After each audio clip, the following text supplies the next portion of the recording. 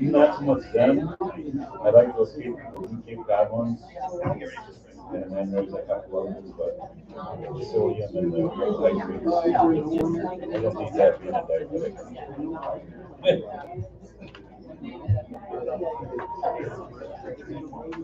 Yeah.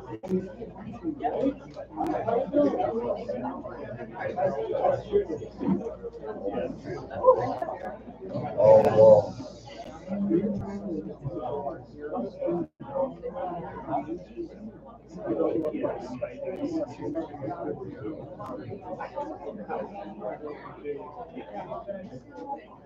Everyone, there are a couple more chairs, it looks like up front here, if anybody wants to come and sit down. Get cozy with your neighbors.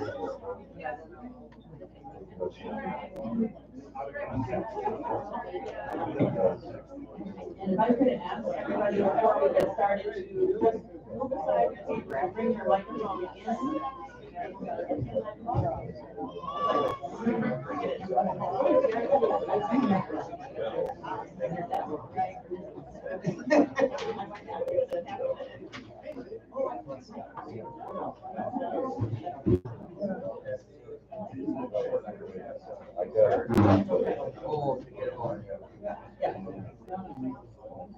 Ready to let me know?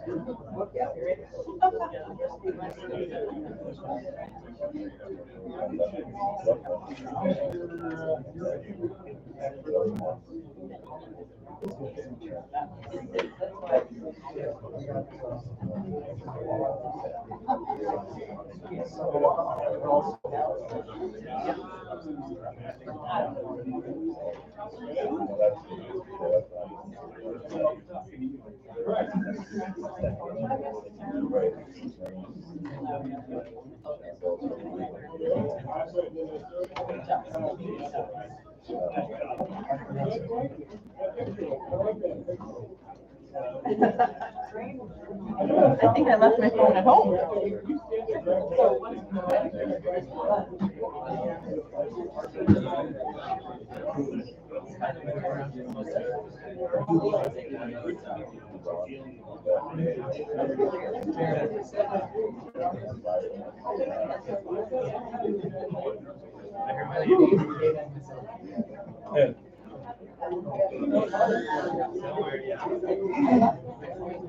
Oh, I knew.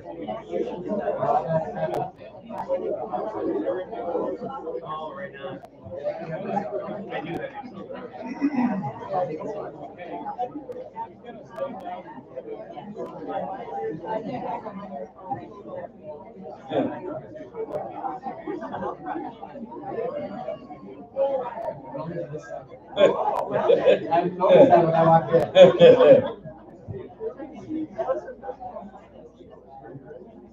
Sure. Hold on.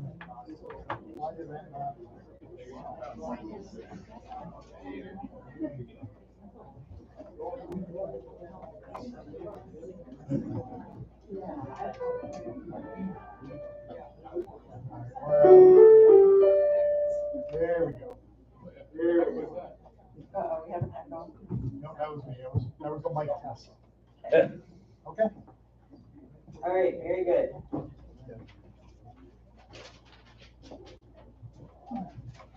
I'm going to call the meeting to order. Monday, February 12th, 2024, City Council meeting. Roll call, please. Mayor McGrath, Here. Tracy Snyder, Here. Jennifer Mazias, Here. Tom Nimus, Here. Dave Anderson, Here. John Hopkins, Here. Jared Trimbo, Here. all present, a quorum is set. Thank you. Next will be the Pledge of Allegiance. Pledge Allegiance to the flag of the United States of America and to the republic for which it stands, one nation, under God, indivisible, with liberty and justice for all.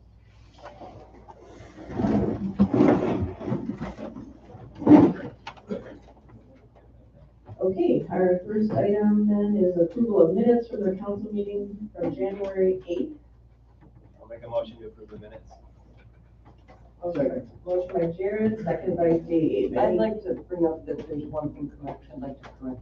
Sure, go ahead. Okay, so the correction is on the bottom of the second page.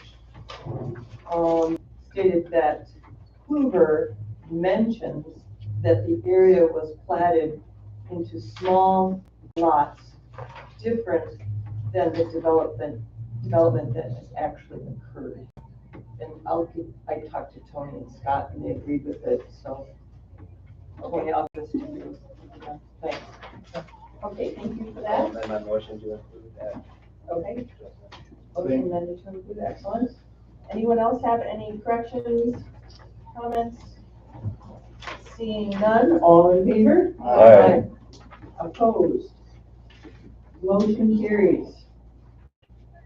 Next item is approval of monthly expenditures. I'll make a motion to accept the monthly expenditures.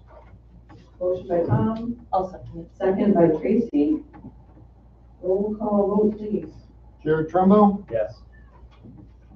John Hopkins, Yes.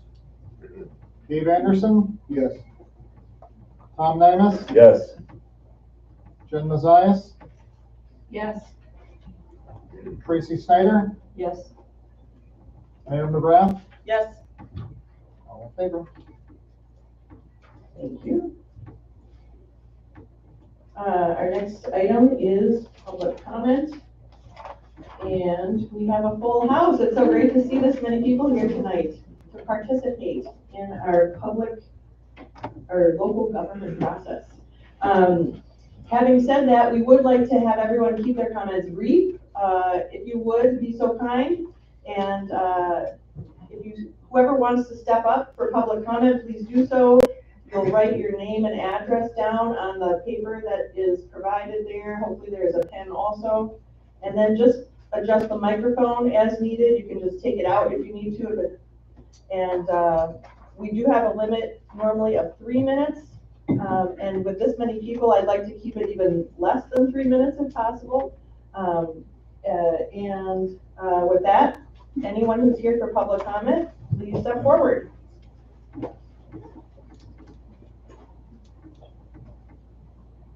I'm Bill Scripps. I live at 228 West 4th Street. I'm here to just talk about the ordinance. We believe the future for Washburn is very bright with the people we have here and the beautiful natural resources that we have. We believe the ordinance should pass for the following reasons. Number one, the 16 acres have been under threat of development for the past 25 years. 15 months ago at a city council meeting, someone mentioned the desire to clear the entire 16 acres of all foliage. So we think the public should have a seat at the table for any future plans. Number two, even if the ordinance does pass, the city can still have the yurts come November. Number three, preserving our green oasis will serve the public for future generations for enjoyment and also serve as a magnet for future economic growth and tourism. Number four, we believe we need more time to evaluate the city's financial claims because the claims do not seem to match the city's published arithmetic. Number five, we believe that the 16 acres are to be controlled in the future by the entire people of Washburn, not 7 people as it stands now. I believe that the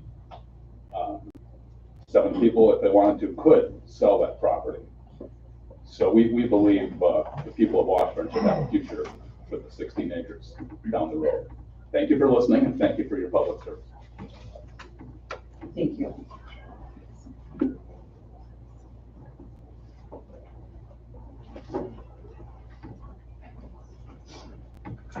Hi, I'm Tom Cogger. I'm a resident of town of Washburn. I operate Maple Hill Farm. I've been a resident here for 40 years. I've seen many projects, many that are good projects that have been implemented. I've seen others that have not been developed with missed opportunities.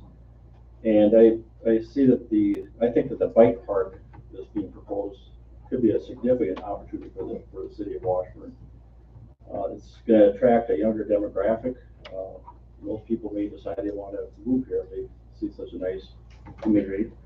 And I also think that the Omaha site would be really the best location, seeing as it's so close to the downtown. I think that would, people would tend to gravitate towards downtown businesses. Thank you. Thank you very much.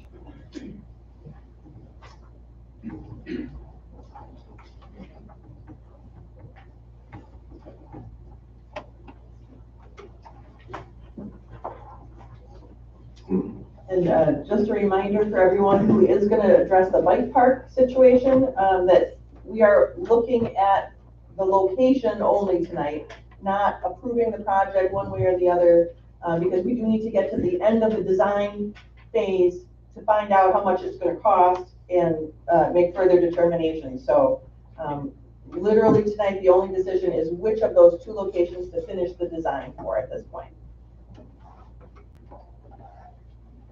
Go ahead.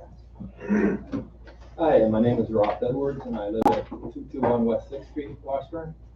And when I first moved to Washburn, I lived in the neighborhood directly above the lakefront there, which we are now discussing. And so it goes, the matter runs deep and heartfelt with me.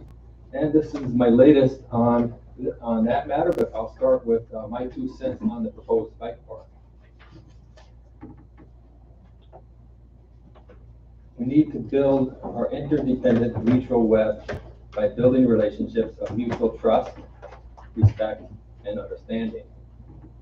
First, a brief comment on the proposed bike park. Thoughtfully planned and in anticipation of future lakefront development, the bike park is a good option for Washburn. Regarding the city's decision whether to designate city-owned land on Omaha Street or Home and Lakeview Drive for the project, again, my recommendation is to conceptualize the project in view of future considerations such as the city's urgent need for housing. There is ample space for both a bike park and a housing development on or in the vicinity of the proposed Omaha Street location. Second, regarding 2 recent City of Washburn Facebook posts, apologetics for its plans that would place 4 yurts on land overlooking Washburn's historic lakefront trail. 2 questions. 1, what other comparable lodges in the area have such a high occupancy rate as you are assuming for the yurts, 75%? 2, with build costs of $615,000 and recurring costs of $48,000, what profit are you calculating annually? And third, concerning the proposed ordinance, it started with the following words of December 18, 2022.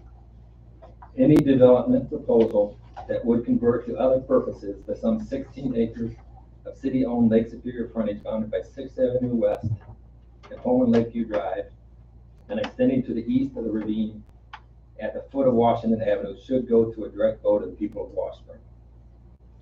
To me, these 52 words encapsulate the ordinance's significance.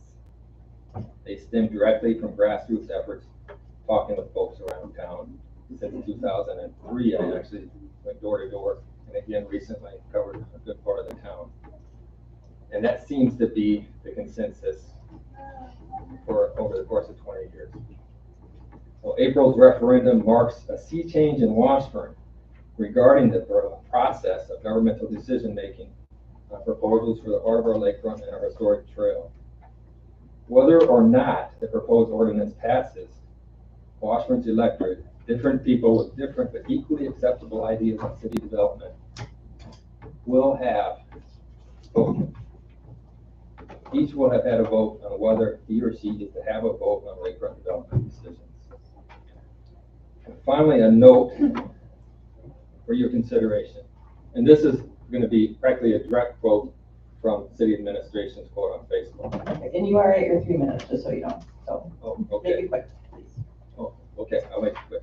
With the second, January 25th, of 2 posts on the matter, the city of Washburn posted on its Facebook government page that, quote, the 4 proposed yurts would generate income equivalent to the development of 12 city blocks or $13.6 million in new taxable development in the city. In response to a page follower's questions concerning expected net income profit after expenses, the city of Washburn replied with a photo of the current return on investment ROI sheet and wrote, quote, "For the calculation in the graphic above, I used an average of the year revenue scenarios, which would assume 275 nights of occupancy per year, 1,100 nights total, 100 per night, 110,000 in annual what is the question? Is that revenues? Is that net income profit? These projections appear based on questionable research and misleading information. Washburn residents require and deserve greater transparency and more scrupulous and forthcoming representation. Thank you.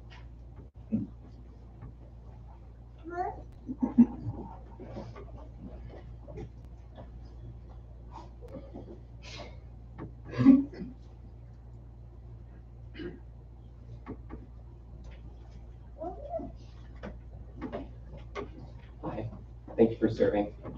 Thank you for serving us. I'm Jason Holmes. I live at 408 East 4th Street, and I just wanted to speak in favor of the Omaha Street location for the bike park. My wife and I have two kids, two wonderful kids, and another kid. And I stole it from a comedian. We have three wonderful kids in Washburn, and they've been a part of the NICA mountain bike racing team, and really enjoyed that. We're traveling to Cable, to Hayward to take advantage of their bike skills park. And I observed a lot of bikes, especially in the spring season where most of the other trails are pretty wet and soggy in the area. Boy, a lot of traffic heading toward Ashford Bay. I know those people would love.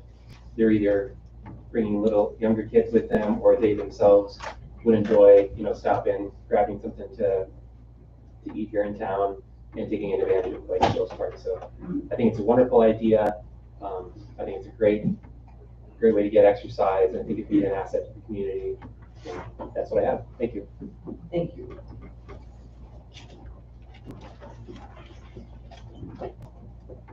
Come on up.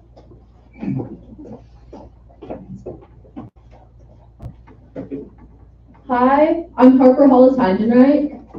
And I'm Maxwell Swan. We're the student representatives of the Washburn Bike Park Committee, and we're here to remind you how much we care about getting a bike park in Washburn and how much we'd love to have it. We believe that it would be best to have it on the Omaha property, and as it's closest to both the school and it's almost on the main street. And again, we really think that getting a bike park is vital to the children and the community of Washburn, and we're really hoping that you will support the Omaha property. That's about all. Thanks for listening. Great, thanks so much, you guys. And by the way, I forgot to mention that I have some Washburn stickers up on the counter up there. So for anyone who's here tonight, a bonus, you can grab one of these stickers if you would like.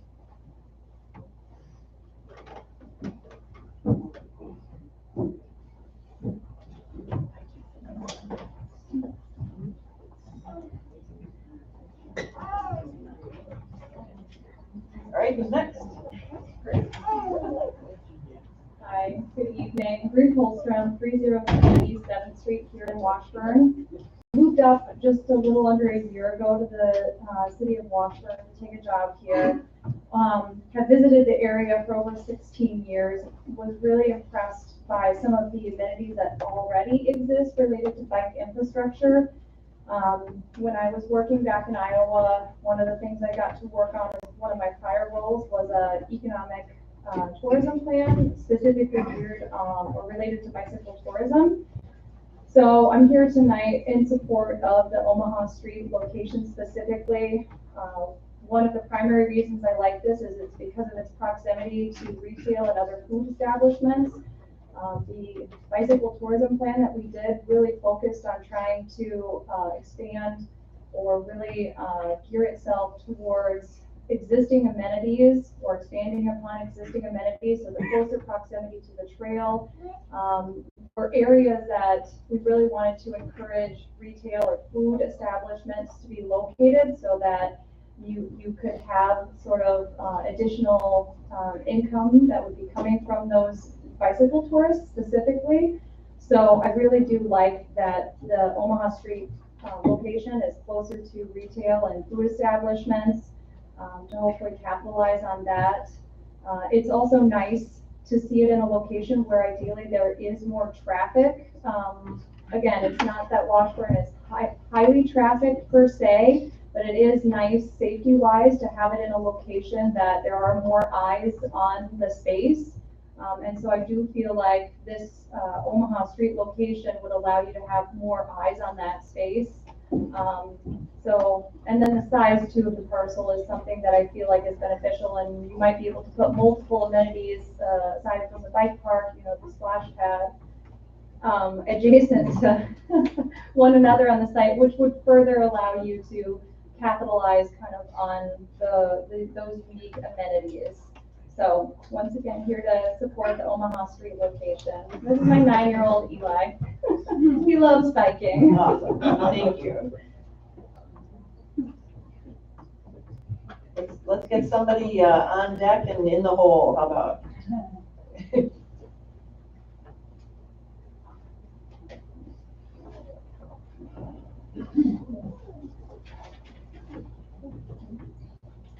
Hi, I'm Laura Tulowitzki. I live at 419 2nd Avenue East in Washburn.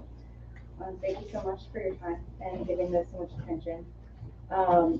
Thank you for all that you do, but it's not an easy decision because obviously there are pros and cons to everything, and I know there's the economics to consider, but there's a risk with everything, right? But we really want to see something that is going to bring lots of different parts of the community together, and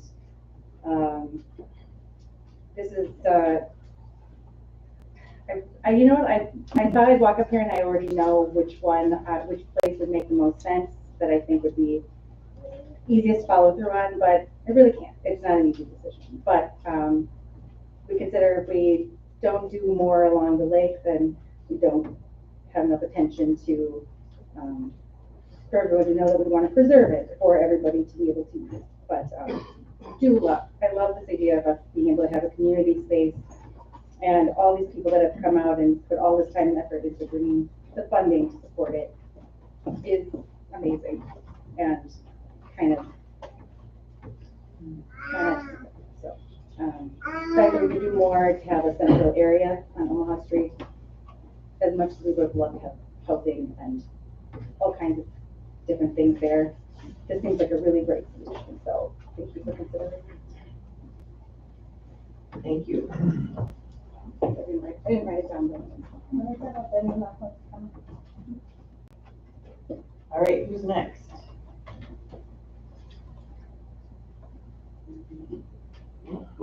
Anyone?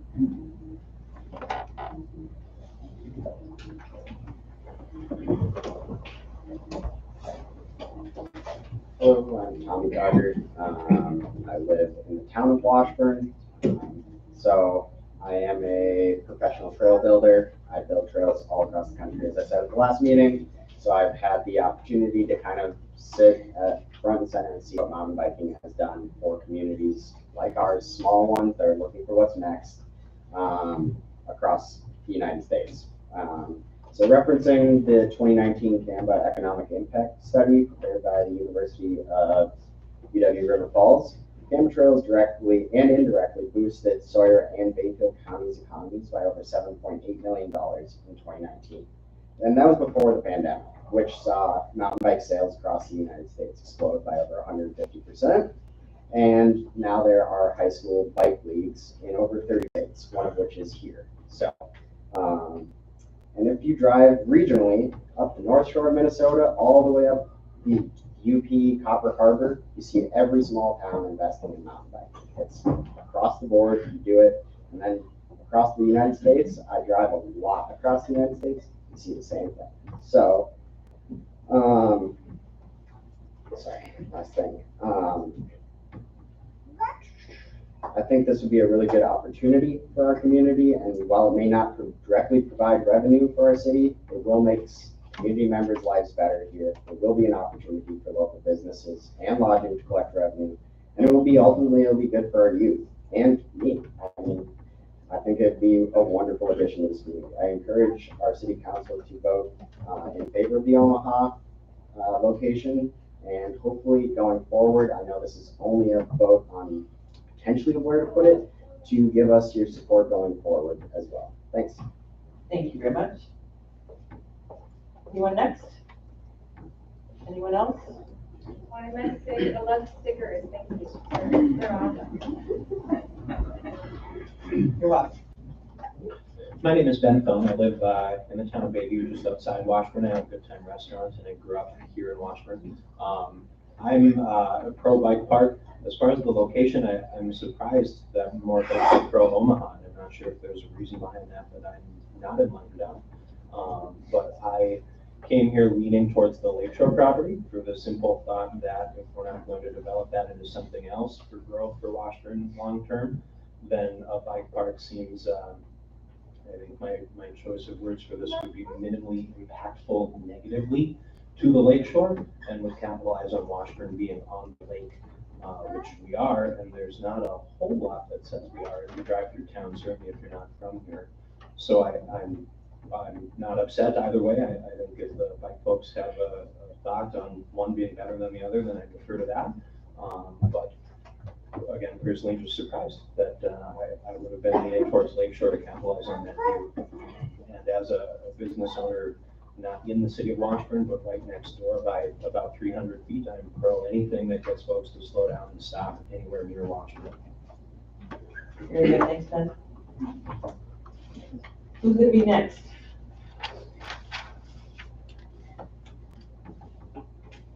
Anyone?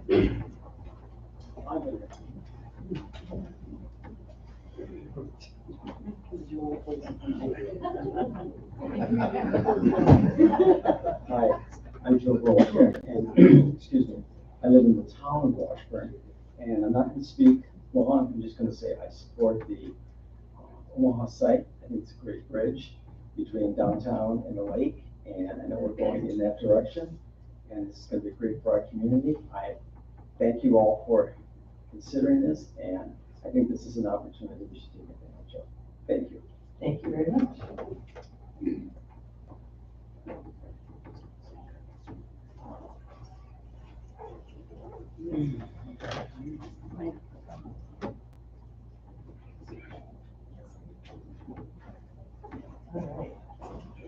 Hi guys, my name is Aaron Garrity. I live in the city of Washburn. I will be brief because my kid's running out of Cheerios. I just want to throw my support for the Omaha site. Just thinking in 10 years from now, when hopefully my kid is at this bike park, having such a central location and close to the schools, like they said, I think is just crucial. It's an awesome site. It's in the center of Washburn. We should let the next generation enjoy Washburn, and that's why I think that would be an excellent site. Thank you very much. Whoever's next is getting ready to come up.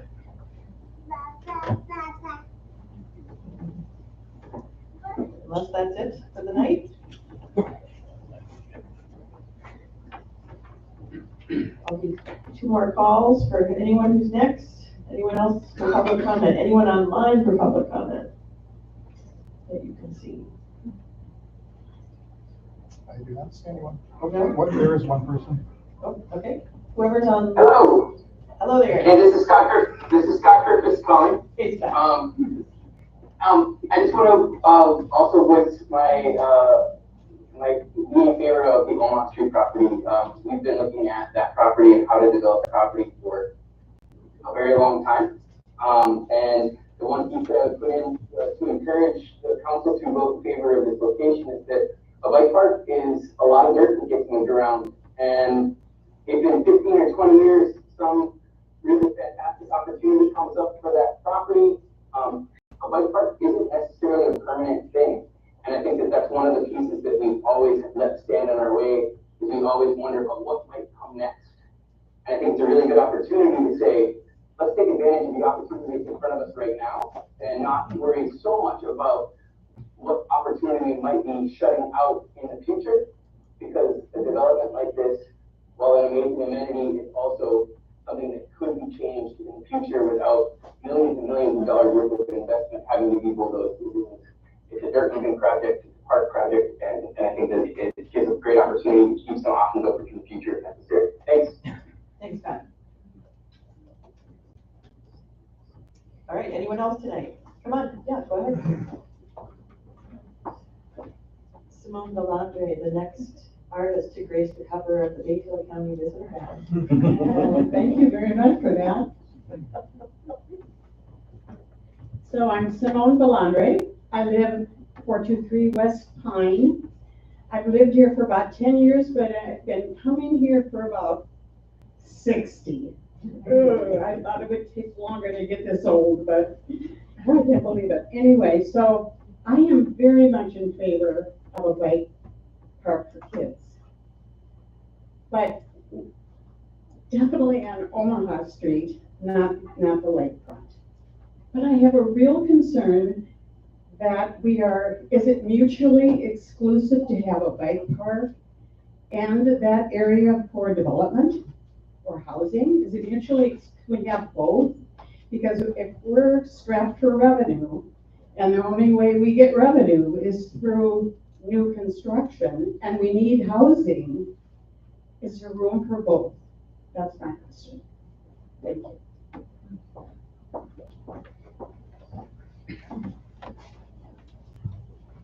Thank you. Anyone else for public comment?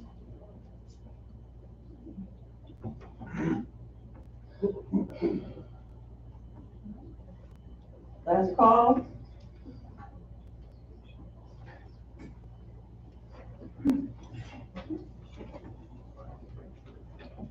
That way, for 2 Avenue East, and I think the bike park is great.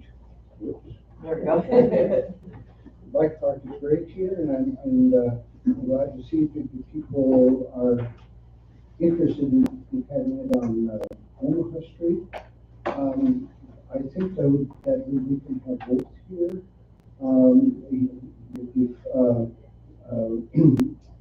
There's a lot of people that come up here that like to, to walk at the lakefront. That's very, very attractive to a lot of people. And I think it's wise to have both options available for people. I mean, we don't want to eliminate one group for one project.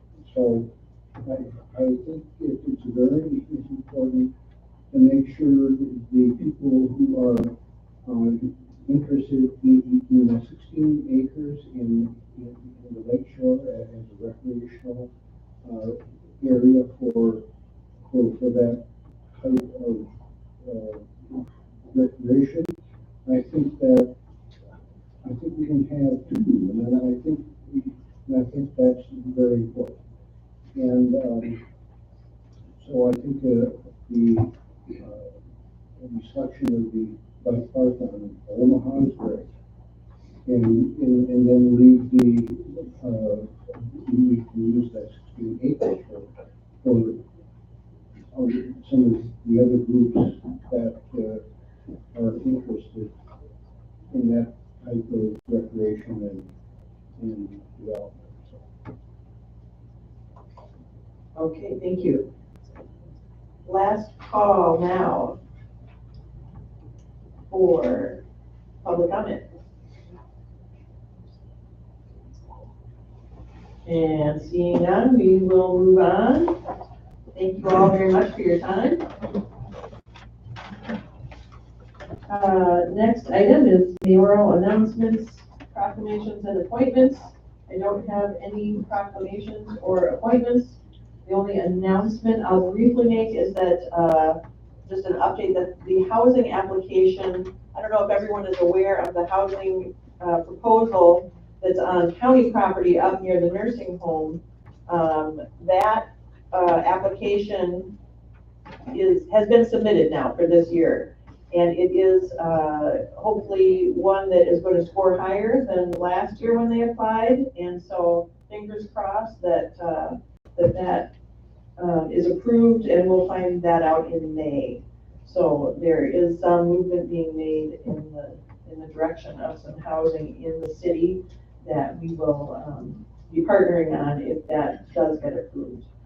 And then next, I would just ask if we could get a short report from the beautification committee. Karen Novacek. Madam Mayor, members of the City Council, over the last few months, I've been talking to you about the survey that we made available for residents and other interested persons to give us information about ideas for beautification of Bayfield Street. And I'm really excited to announce that we had over 400 respondents. So thank you. Thank you all for responding to that. Over the next few months, the committee will be analyzing the results with the help of Nicole Foster, who is a professor at Northland, together with some of her students. We have firmed up the dates for 2 community meetings to talk about the survey, to obtain additional input regarding beautification of Bayfield Street. The first meeting will be on Thursday, March 14th at 6:30 in the evening. The second meeting will be Saturday, March 16th at 10 a.m. So the 14th at 6:30, the 16th at 10 a.m. Both meetings will be held at the club and open to anyone and everyone that wants to come and hear about the survey and provide us additional information. So I'm thrilled that so many people are here and they can put that on their calendars also. Thank you very much. Thanks so much. Questions? Appreciate your work on that along with the rest of the committee.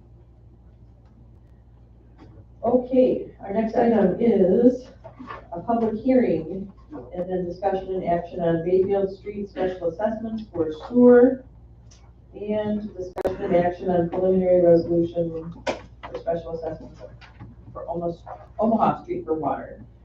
So if anyone would care to open a public hearing. Second. Okay, we've got a motion by Dave, second by Mary, all in favor? Aye. Opposed? Motion carries. Is anyone here who would like to give comments for the public hearing on the special assessments? Anyone here? Anyone here? I see none. Would anyone care to make a motion to close the public hearing? Oh, is there someone on there who wants to speak? It does not look like it. I'll make a motion to close the board. I'll second. Oh, okay. Motion by Dave, second by Tom to close the public hearing. All in favor? Aye. Opposed? Motion carries. Okay, then we move into the discussion and action on the special assessments. First for sewer, and that's tab 1 of your packet.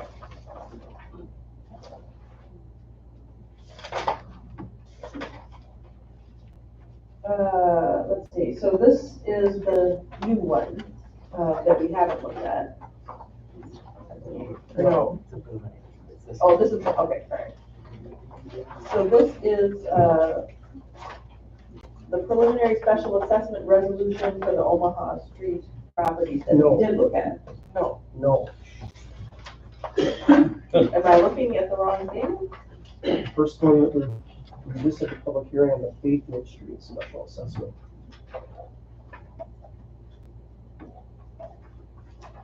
Okay, the paper says Omaha here, so where's the Bayfield Street one? Public hearing discussion, Bayfield assessment sewer. This says Bayfield Street, and this says Omaha. And then was the previous one on Omaha, was later. Okay. So first we're looking at the resolution on the Bayfield Street assessments.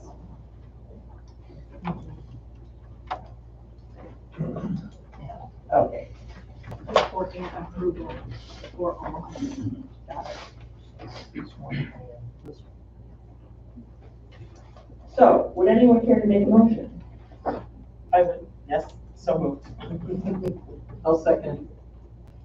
And specifically, that's for the resolution on this, for the special assessments for The Bayfield Street. On the water. Bayfield Street, yes. Is there any discussion, questions, comments? So that, if I can, Go ahead. we already approved the resolution for Bayfield Street. So this is to proceed with the work, and we need to set the proposed payment schedule. You know, the property owners affected aren't here. I am gonna recommend 5-year maximum payments on this. And so that should be part of the motion. What will happen then, we will do the work, and we will have a final cost and a final resolution after the end of the project. And then the final calculation for that assessment will be made. Up to 5 payments, correct. With They the would have same the rate. option, correct, they would have the option to pay it all if they wanted to. Otherwise, if the property would sell or anything, then it's due right away. And then the recommendation also is on the interest rate, would be whatever the final interest rate the city takes out for the sewer loan. So that would be my motion. So with the 5-year maximum. 5 and the same interest rate. And it looks like the amounts are not, huge, so that seems like a reasonable amount of time. Jen? Can you just tell me how we've contacted the property owners impacted? Because, or have you heard anything at all? I know they're not here tonight, but. We'll let Scott respond first and then. So after the last month when we passed the resolution, I had sent them a heads up in advance that we were going to be discussing it. I sent them a formal notice with a notice of this public hearing for this meeting. I spoke with one of the property owners on the phone, and another one came in to speak with me.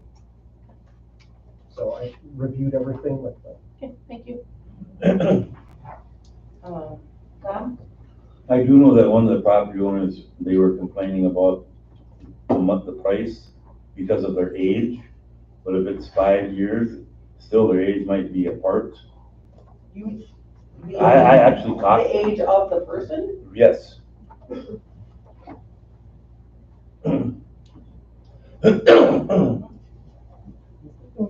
There's one individual who is up in years, but we discussed that and how that would work. The special assessment is just tacked on to the property tax bill at the end of the year. But if the property would sell or something happens and there's a transfer, then it would be due when that would occur. So. Yeah, I mean, they were complaining about it, and I said, well, I think it's not gonna be at one, they'll pay it at once. For anybody that is new, that special assessments were put on a lot of people when the last, $12 million water and sewer project happened, and it was along the same lines, so. Okay, anyone else? Yeah, can I ask who seconded the motion? I did. Okay. Thank you.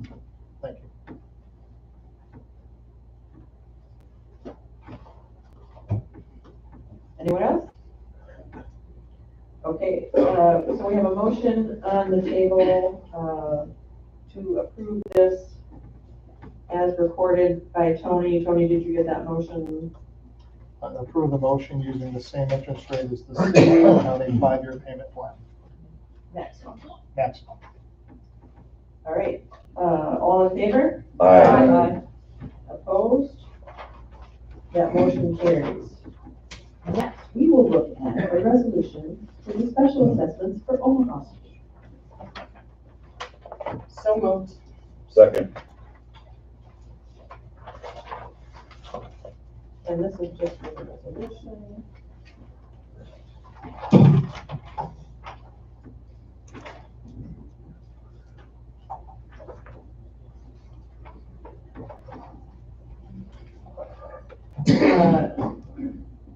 Any questions, comments? Discussion? Seeing none? All in favor? Aye. Opposed?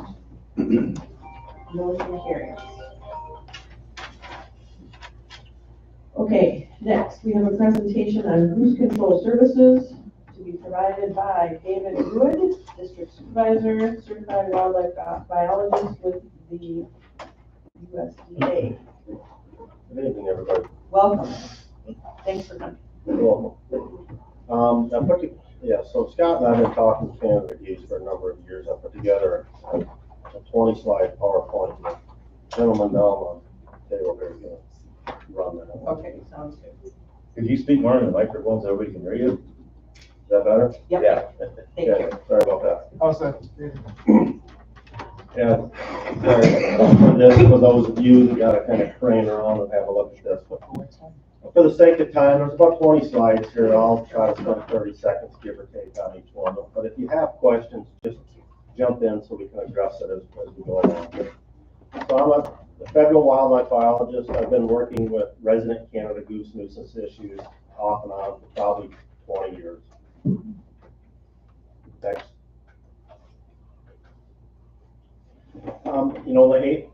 Just a little bit about us. Why am I here? The mission of our agency is to provide federal expertise in wildlife conflict management. And we have some responsibility managing migratory birds underneath the Migratory Bird Treaty Act. Next. A little bit on biology. There's two distinct populations of Canada geese that occur in the state. Those that are concerned to you are the residents or the temperate breeding, and then the migrants that come through in the spring and the fall. Usually winter, Tennessee, Kentucky, nest, Hudson Bay, James Bay area. But it's the residents or the giant Canada geese that can spend all year in the state. If you have open water in your community, spend all year in your community. Next. They breed and live in Wisconsin year-round. They're relatively productive. They have 5 to 7 young per year if they don't have nest predation. Relatively long-lived, up to 20 years, and they're adapted to kind of benefit from habitats created by humans. They're to a certain extent a short grass obligate. That's what they prefer, and that's the habitat that many communities have created for open space, parks, beaches, etc. And through banding birds and getting band returns, we feel many of these birds return to reproduce where they learned to fly or where they were hatched. Next.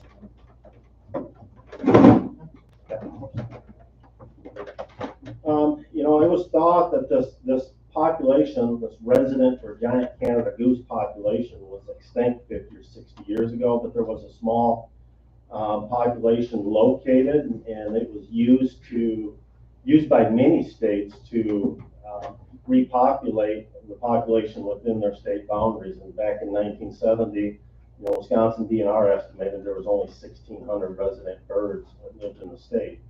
And if that were true today, you would have about 10% of that population. So that's, as we'll see in a few more slides. Next.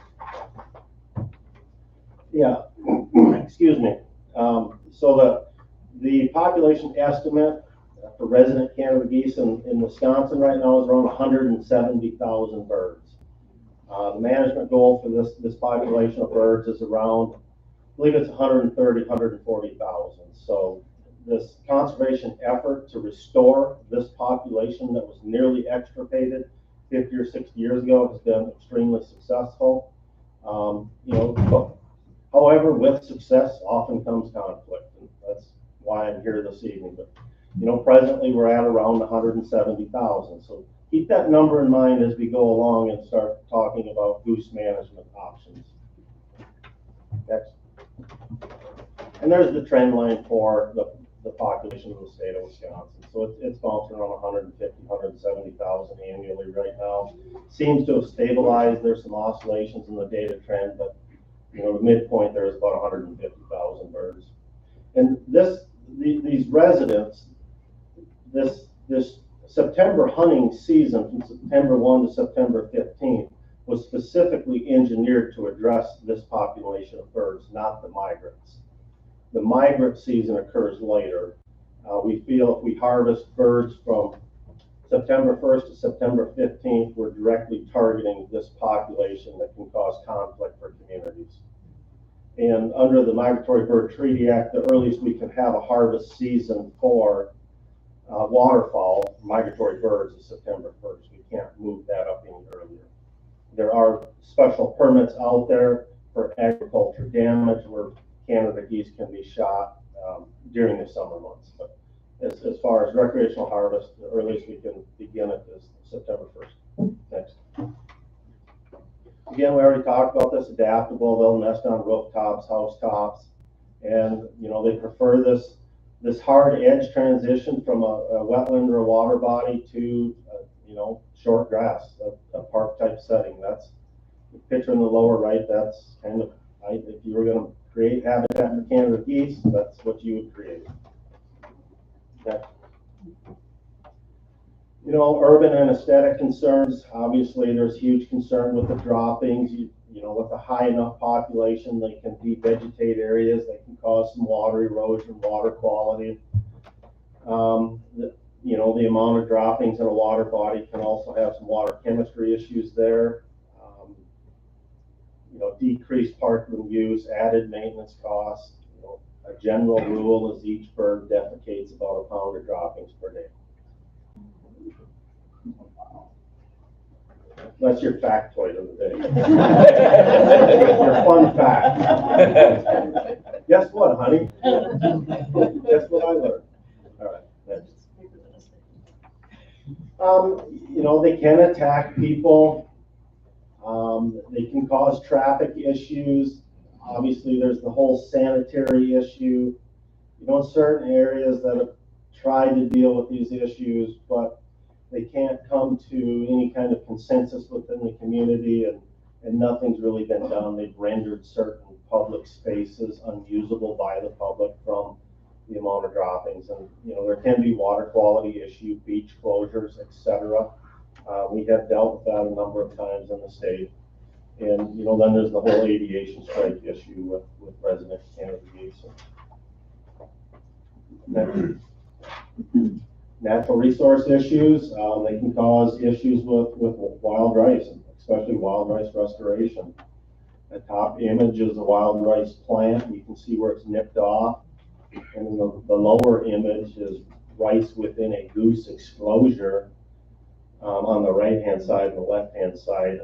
That's not excluded and available for goose or for geese herbivory. And, it doesn't take a wild rice biologist to look at that and say we're doing better inside the exclusion than outside of the exclusion. So this is becoming a fairly widespread issue on a number of lakes in northern Wisconsin where, there's a number of rice beds that are starting to blink out. We feel the cause of that is probably goose and swan herbivory. So it's a conversation that's picking up momentum right now.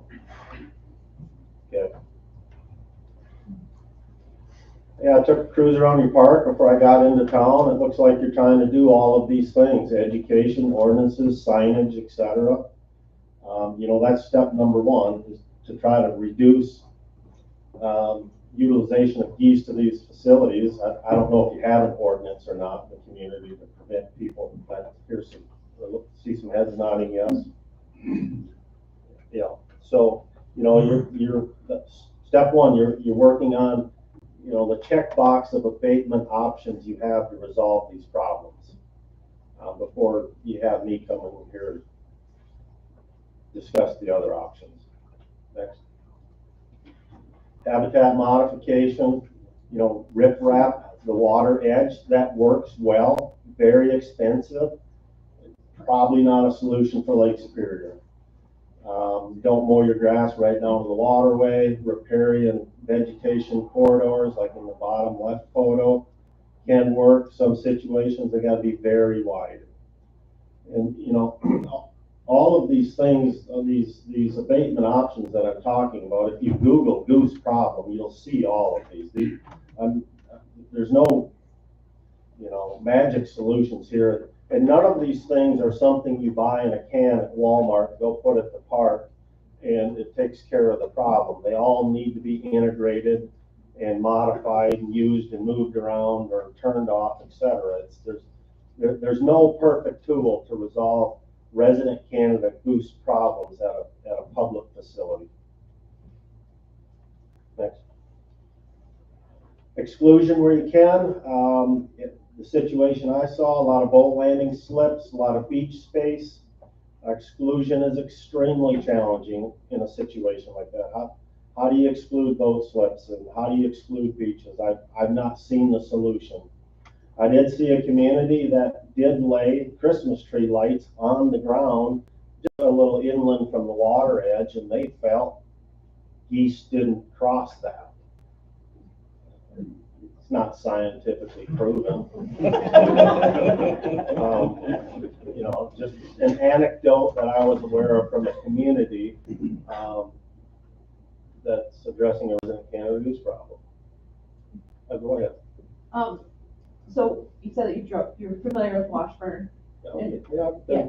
So like for me, like one of our main spots down at West End, you know, we have a pretty big area that we mow, like in front of that campground. We don't do anything there because it's often too wet and seasonal. And so like, I mean, in terms of like the slide before that, like planting low shrubs or doing something at least in that like section of area, because that's where we get a lot of geese. And I know like years ago at West End Park, some people may or may not know if it worked, but we did put like some sand dunes and some vegetation. And right there where we did it, it did work, but it didn't work like behind it because we have so much habitat behind it. So I think we have some opportunities to also do some more habitat modification if we could get some help, you know, funding or whatever to do that, because we can't use the area down at West End Park, that one section, because it is so wet all the time. And we do mow it, and that's where there's a ton of geese all the time. I agree with you. I was gonna ask you, do you know the statistics on habitat management, like planting natives, and how successful is that? With keeping the geese away? It's very successful, but it's gonna move them away. If you still have a lot of short grass habitat in that particular area. In the campground. Right. We take their habitat away. Deeper into the the community. campground. That'd be bummer. This is what they want short grass. They want open areas. It's easy to raise young. You know, if you revegetate that using native cover types and shrubs, they won't use that area. But I don't feel they're going to leave that area where they have imprinted on for the last decade or so. So the other point too, I'm going to ask is, a lot of people just think they're coming in from the water and crossing the Christmas lights and such, which I've heard they're fairly smart. I mean, they learn. So the Christmas lights may or may not work, but they're ultimately not going to work. And then the other thing too is they fly. So they don't care about the edge of the water necessarily. They're still going to see our big invite down there. So, I mean, so they're flying and they're not stupid. So, yeah. The city of Amory, I saw them do some vegetation work where they had created repair areas that were about 30 yards wide, but the football field was behind there, and they had created trails from the waterway through the revegetated area to get to that preferred habitat that they were looking for. Again, it was a huge flock of birds that imprinted on the community for decades. Okay, no, I think that's all good information, because One point though is if the beaches are closing all the time and you do native planting around the beach, at least you keep them off the beach and the beach could remain open. I mean, wouldn't that make sense? Well, if they're spending a portion of their day in the water off the beach, defecating, that could be having the bacterial issue with the water quality. I want to make a point here. Can we just go ahead and proceed with your presentation? Thank you. Thank you. Before we leave here, if fencing is an option, it does work really well. In that lower right-hand photo, they had rip-wrapped it and then fenced it. You know, an 18 2-foot high little net wire fence works extremely well. We keep geese out of hundreds of acres of crop fields by doing that along the wetland edge. So. It's fencing above? No, that's just lower right. It's like 2-foot high net wire fencing. Oh, I see it now, okay. The one to the lower left, that's grid wire fencing that airports often use. Next. Harassment, you know, scare devices, taste repellents. You've got old methylanthralite and anthraquinone. You can spray on grass. That's a taste repellent. It'll last as long as you don't mow the grass, or maybe up to a couple of weeks, or if you have a big rain event, you'll have to do a retreat on it. Pyrotechnics, which, you know, are scare devices, and a fireworks you shoot out of a pyrotechnic pistol to haze birds, harass birds. You know, trained dogs. There are businesses out there that have dogs for hire to haze geese. They use them at airports and you know, other facilities that I'm aware of where they border collies just to haze geese. And then, of course, predator effigies. And I'm sure, Scott, you've probably walked through this list a time or two. You checked all the boxes. Yep. And we definitely don't have enough predators.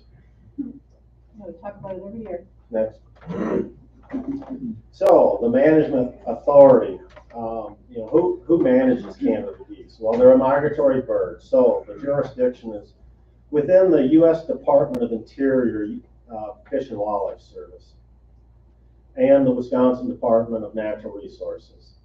But ultimately, it is the Fish and Wildlife Service that is the federal agency that would issue a permit if a community was deciding to implement possibly a roundup to remove resident Canada geese.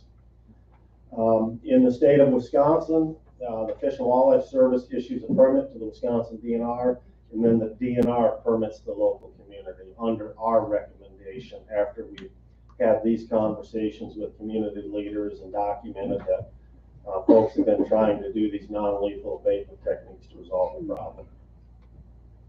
Next.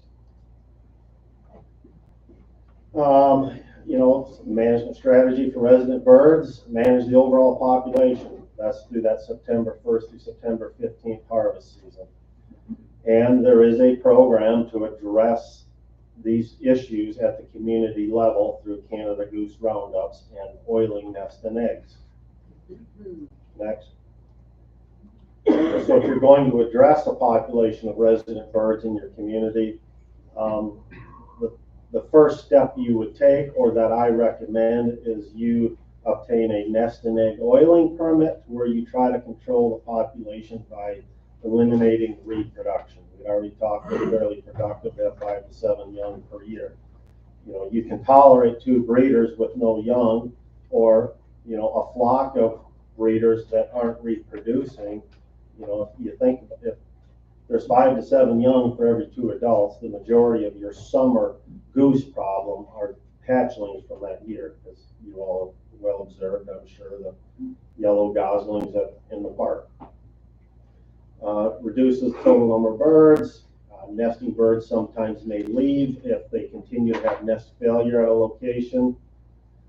Oiling is quick and cheap. It's an easy permit, and it's a free DNR permit. You have to register online on the Fish and Wildlife Service website. It's relatively easy to obtain.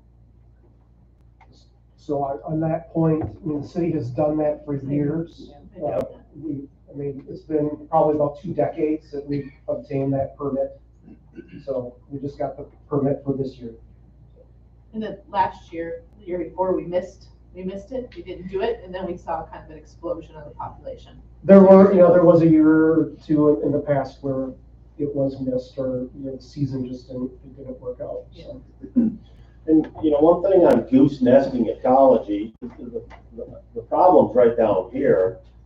But if inland, a half a mile away, if you have small wetland complexes or some beaver ponds, geese will nest there, hatch, and then actually move to that preferred summer habitat where they all form together in that huge group that's called a creche. So they're not all necessarily nesting right at the park site or wherever the conflict is. They can travel quite a distance from where they nest to where they're kind of rearing young. Sure. Knowing that geese are smart, they found this out last summer, that when they're able to lay eggs, the geese went elsewhere in the city and made nests and laid eggs again.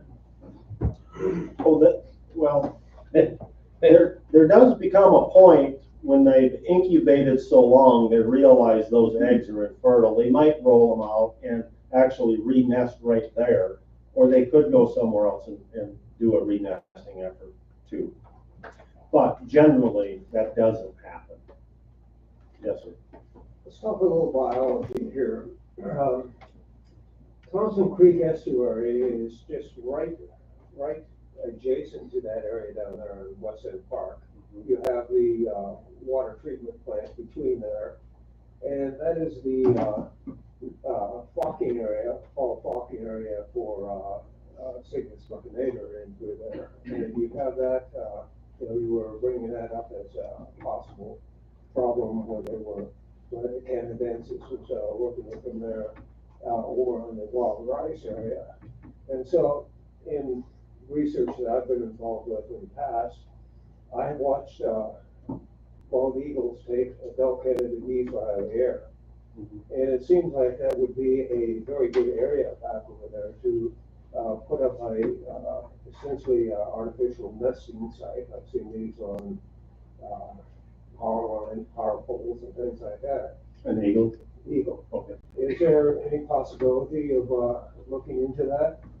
Do you know where the nearest eagle nest is that could be affecting this area already? I'm sure there's one not far up or down the shoreline. Well, we see quite a few, on Sioux Beach up in there. But it also, I know that area down in there is just, just full of wetlands. And so that's where probably quite a few of the geese are coming from. What's the ownership? Pardon? What's the ownership? The ownership is Tony Jennings on one side. He has several acres in there. And essentially all of that area down there is private ownership. And the rest of it adjacent to that is city. That's West End Park. And so it's all, the estuary is right in the middle. It comes out through there and then it comes up, there's highlands and wetlands through that area. And so it's just something that's, we're on speaking terms, and so, I would think that we could probably discuss the idea of something of trying out an eagle nest or any place where the eagle would cooperate, and you might find, ready food supply. On that very note, the city of Superior is actually managing some habitat for geese to keep them where they don't have a lot of public goose interaction, and they're just kind of letting these areas go to the birds, if you will. And it's, helping somewhat with the harassment, hazing, and other management efforts in the areas where they don't want the geese. Theoretically, you could create preferred Canada goose habitat elsewhere that might dilute the population from here to there if you're steadily harassing them. And I don't know if that's an opportunity at this parcel of property or not. It probably is. There's a lot of moving possibilities there. I've noticed it's a huge fall flocking area into there where the Canada geese and the swans all intermingle with each other. And so it's just, I'm not sure everything has been tried. I guess it's one of the ideas coming forward here. But I do agree that they are a pest. And it's, and I've been down there and looking at them, and I'm aware of, the E. coli problem that we have through there. It's just a whole series of things. Yes, sir. I think one of the reasons we wanted to hear from you tonight was that roundup you were mentioning. Is that? Getting right there to them. Okay, so. So egg oiling, that's the first technique you can use for directly affecting the population of birds in a community. Next. Roundup and euthanasia, emphasis on euthanasia. They would not be relocated if a community decides to have a Canada Goose roundup. The opinion to conduct a roundup in the community is your decision and their decision through democracy.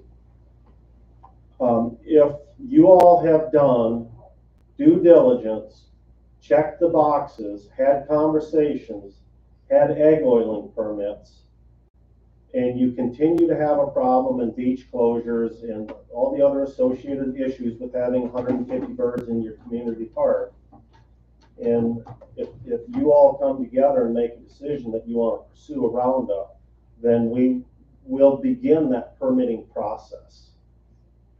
So it's your decision. I don't tell you to do a roundup or not, if you've done due diligence. Canada geese molt their primary flight feathers late June, early July. That's when they're flightless. Geese can be captured at this time. And again, we're well over our management goal for resident birds, so they're not relocated anywhere. They will be euthanized. And we'll talk about what we can do with the birds once they're euthanized. Next. They're euthanized with carbon dioxide. Adult birds can be processed and donated to food pantries. There is another process to that also. Or birds can be donated to public facilities for captive animal sustenance. Avian influenza can have an effect on what we do with the birds when they're euthanized. Several years ago, we tried not to do any roundups. Unfortunately, we had to do a few for a couple of communities, and those birds were double bagged and landfilled just because of AI. So that's something to take into consideration. Are all the birds tested? Or is the flock tested? We don't test the birds for avian influenza. We test the meat for lead and mercury and heavy metals to make sure it's fit for human consumption. So how do you know if avian influenza is going to have an influence? Well, it's determined by the state veterinarian. Oh, so if it's occurring in an area, then okay. Thank you. So when geese are flightless and they're utilizing these short grass areas, we'll have 8 to 10 people. Each person has an 8-foot wide, 4-foot high panel. You kind of encircle the flock of geese. You form a large corral around them, and then you would place them in poultry cages on a trailers. Is essentially how the roundup process works. And there's some images kind of illustrating what's occurring there. Next. So here's the guidelines for the food pantry program. For the first 2 years that roundups are conducted, 10% of the adult geese captured, or a minimum of 5 birds are tested by a certified lab for PCBs, mercury, and lead. And not necessarily PCBs. We'll consult with the state toxicologist on that, and he or she will tell us if we have to test for PCBs. This particular location, I doubt there would be a test requirement for PCBs, and that's fairly expensive. The current lab costs per sample are $200.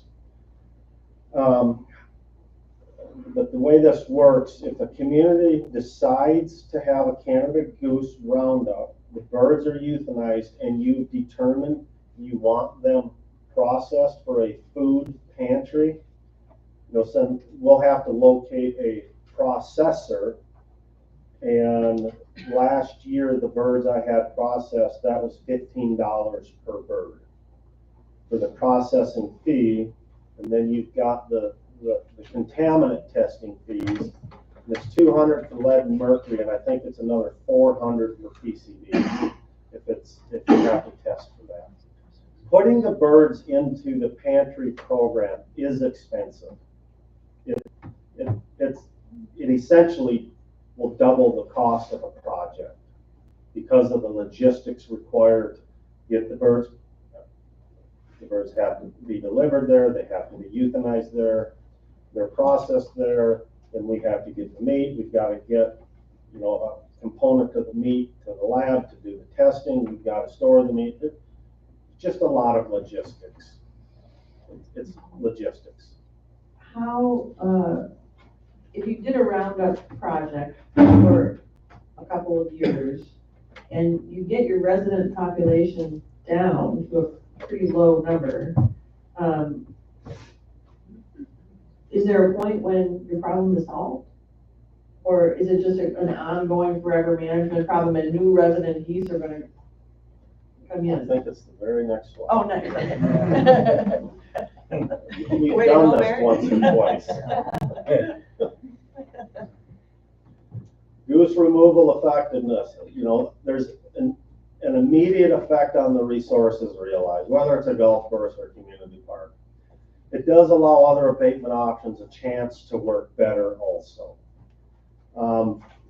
Potentially you would have fewer migrant geese attracted in the fall. I don't know if you have a migrant goose issue at this September, October?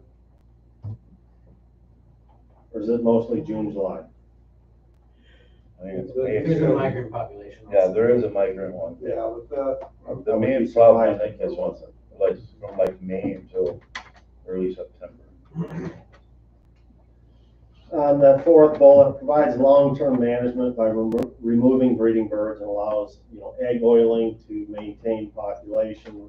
Roundups in consecutive years may be most effective. But what I've seen on, in northern Wisconsin where I work, oftentimes it's a Roundup once every 3 or 4 years for a community.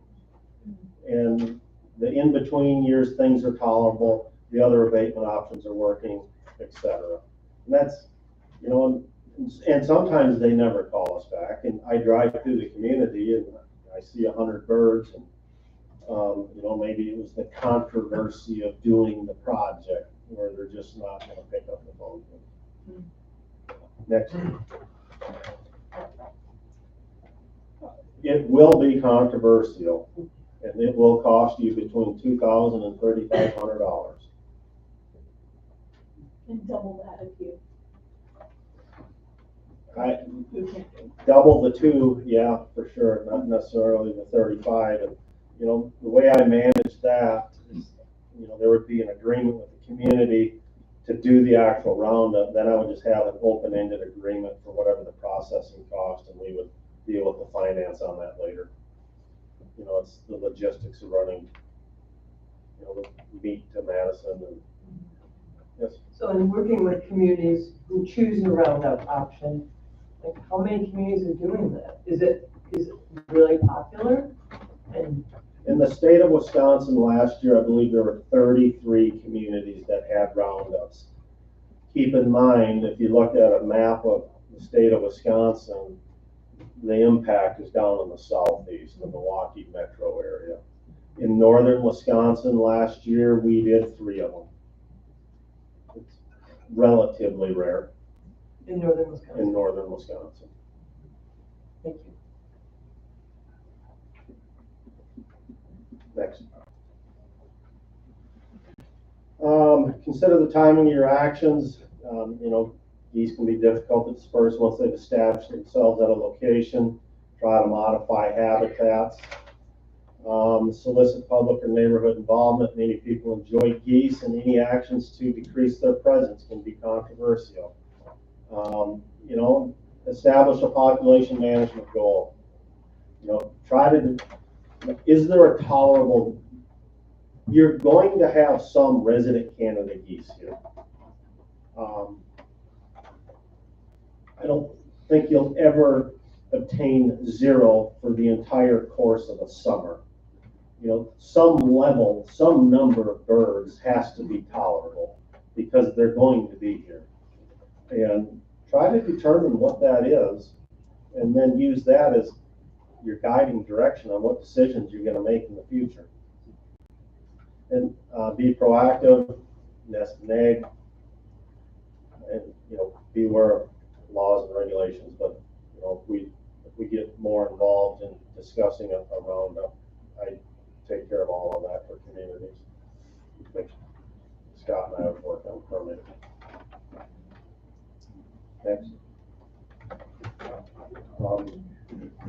There's an excellent goose fence illustration.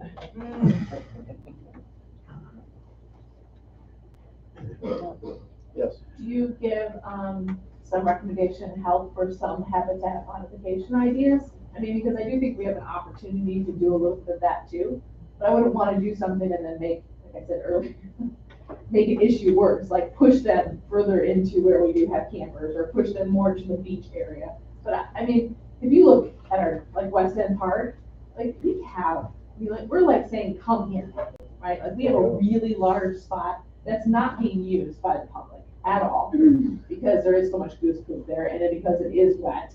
I feel like we can do a couple things better. But do you want to keep them there rather than up into the camp? So is that a place where we keep them and we're okay with it? Well, I mean, that's that concept that Superior's, is approaching. They're Well, then we should managing. put some signs that say, hey, this is our goose poop, enjoy them. Because I mean, people want to go in there and do things and then they can't. So I mean, that's the kind of stuff that I think if we do some education on, and that's part of our strategy, I think that's really great. But Jerry's back there shaking his head like, we want to keep them there, Jen. And so like, if we have these kind of strategies, I mean, that would be great to know what we're doing and be very, be cognizant of that. Yeah. Jerry, did you have a question? Yeah, so, just for informational purposes, so when I got here, that was not being owned, okay? We're having issues with those geese up in the campgrounds. And I actually called DNR, talked to him about it. The recommendation was, one of the gentlemen stopped by that I was talking to about it. He's like, you let this grow up, they'll go in there, but now they're moving into campgrounds. So we mow that, and what that does is that keeps the geese down in the lower areas. It keeps them up, primarily out of the campgrounds for most of the summer. I mean, they do still migrate a few here and there, but that's why we keep them mowed, keep them down there, try to keep them from moving up into the campgrounds, because as soon as we quit mowing it, even if we go like 3 weeks with a rain, they literally won't go in there and they move all up into the campgrounds and they sit between the campsites up by the bathroom, and then, they're sitting in those ditches going to the bathroom. Now, the other thing I wanted to mention was this spring, I started counting the goslings when they got to be about 6 to 8 weeks. And you don't see them when they're real little. They're usually about a month old before they'll start bringing them in. We started out, when they first started showing up, we had roughly 78 babies that they brought in. And at the height of it, there was over 100. Yeah. And those geese primarily migrated, I believe, from the south because they weren't really nesting in that area. They just kept slowly migrating in. And the example I want to use, I don't want to see anything happen to, I'm not, I enjoy looking at everything, but I don't think a lot of people realize that literally from the beginning of July when these babies are starting, at night they come up, they sit on the beaches, and then they sit at the boat ramp down in Thompson's West End. And literally every morning at 6 a.m., I have somebody down there for 2 hours pressure washing. The whole dock area is down there.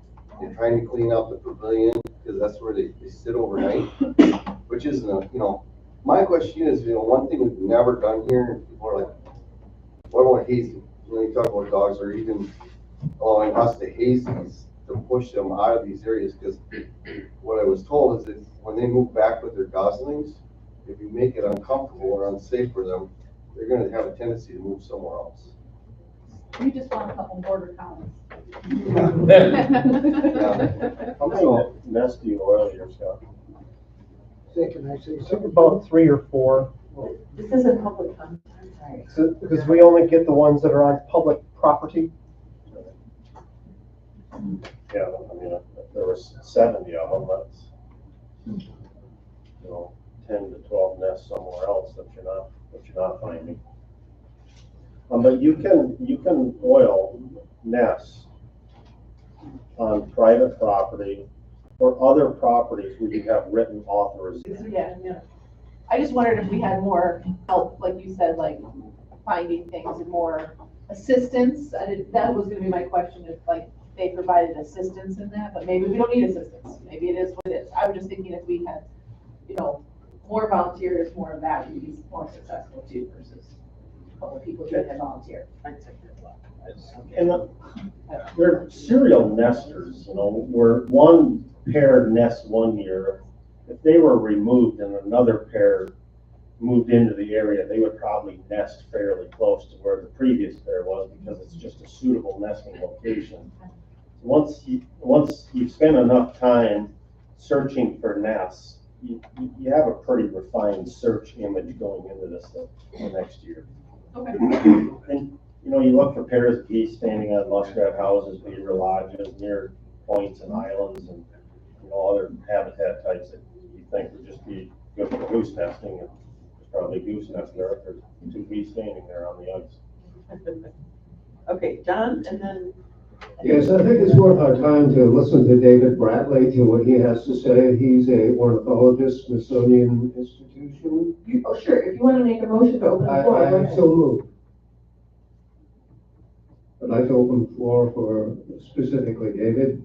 Is there a second? I don't know if you can limit it to a specific. Okay, person. well, David plus Okay, is there a second? I second. Okay, all in favor? Aye. Opposed? Okay, David, go ahead then. Yeah. No, it's good.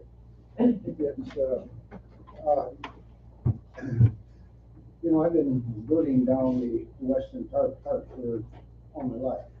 We can't hear you. Okay, yeah, I've been birding down the Western Park all my life. It's, there was a time we did not have any geese down there at all. Maybe we had a few migrants stop in the lake. That whole area that has now been cut and it's open, that was all marsh in there. And it was all marsh. I mean, the way it's cut now, it's been filled. It's, even if the grass, if you let it grow up, it's not marsh anymore. At that time it was marsh. It's, and they never went through that area. So, and I never saw them look up above.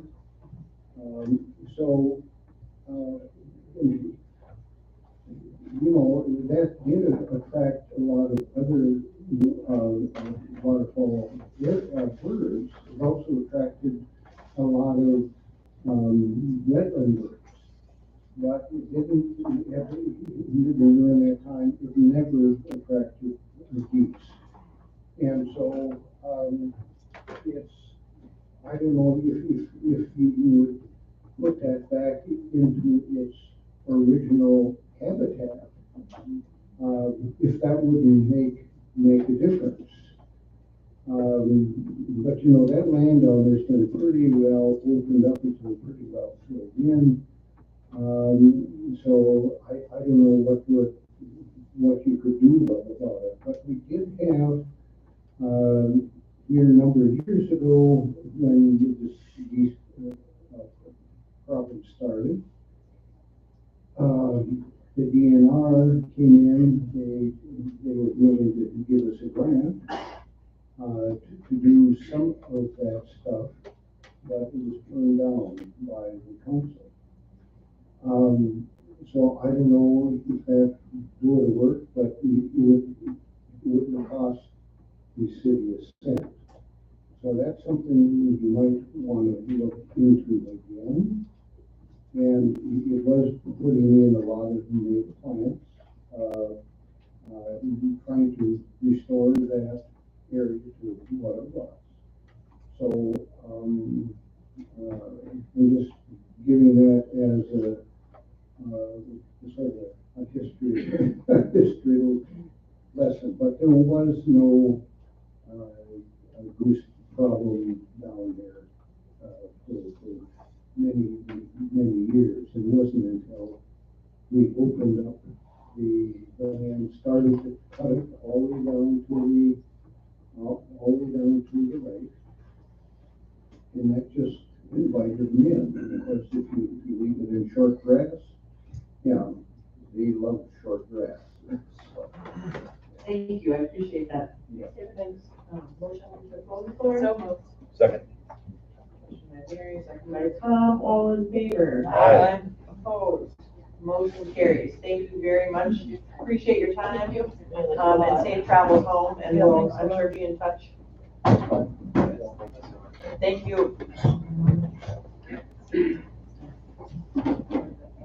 Yeah, we're not making any decisions tonight. No, it was best information we've gotten on options in a long time.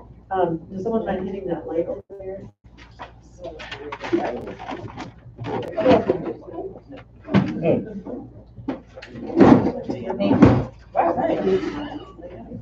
Okay, next item is discussion and action on TIP funding request for Lost Apostle Brewery project. That is form number 3 in your packet.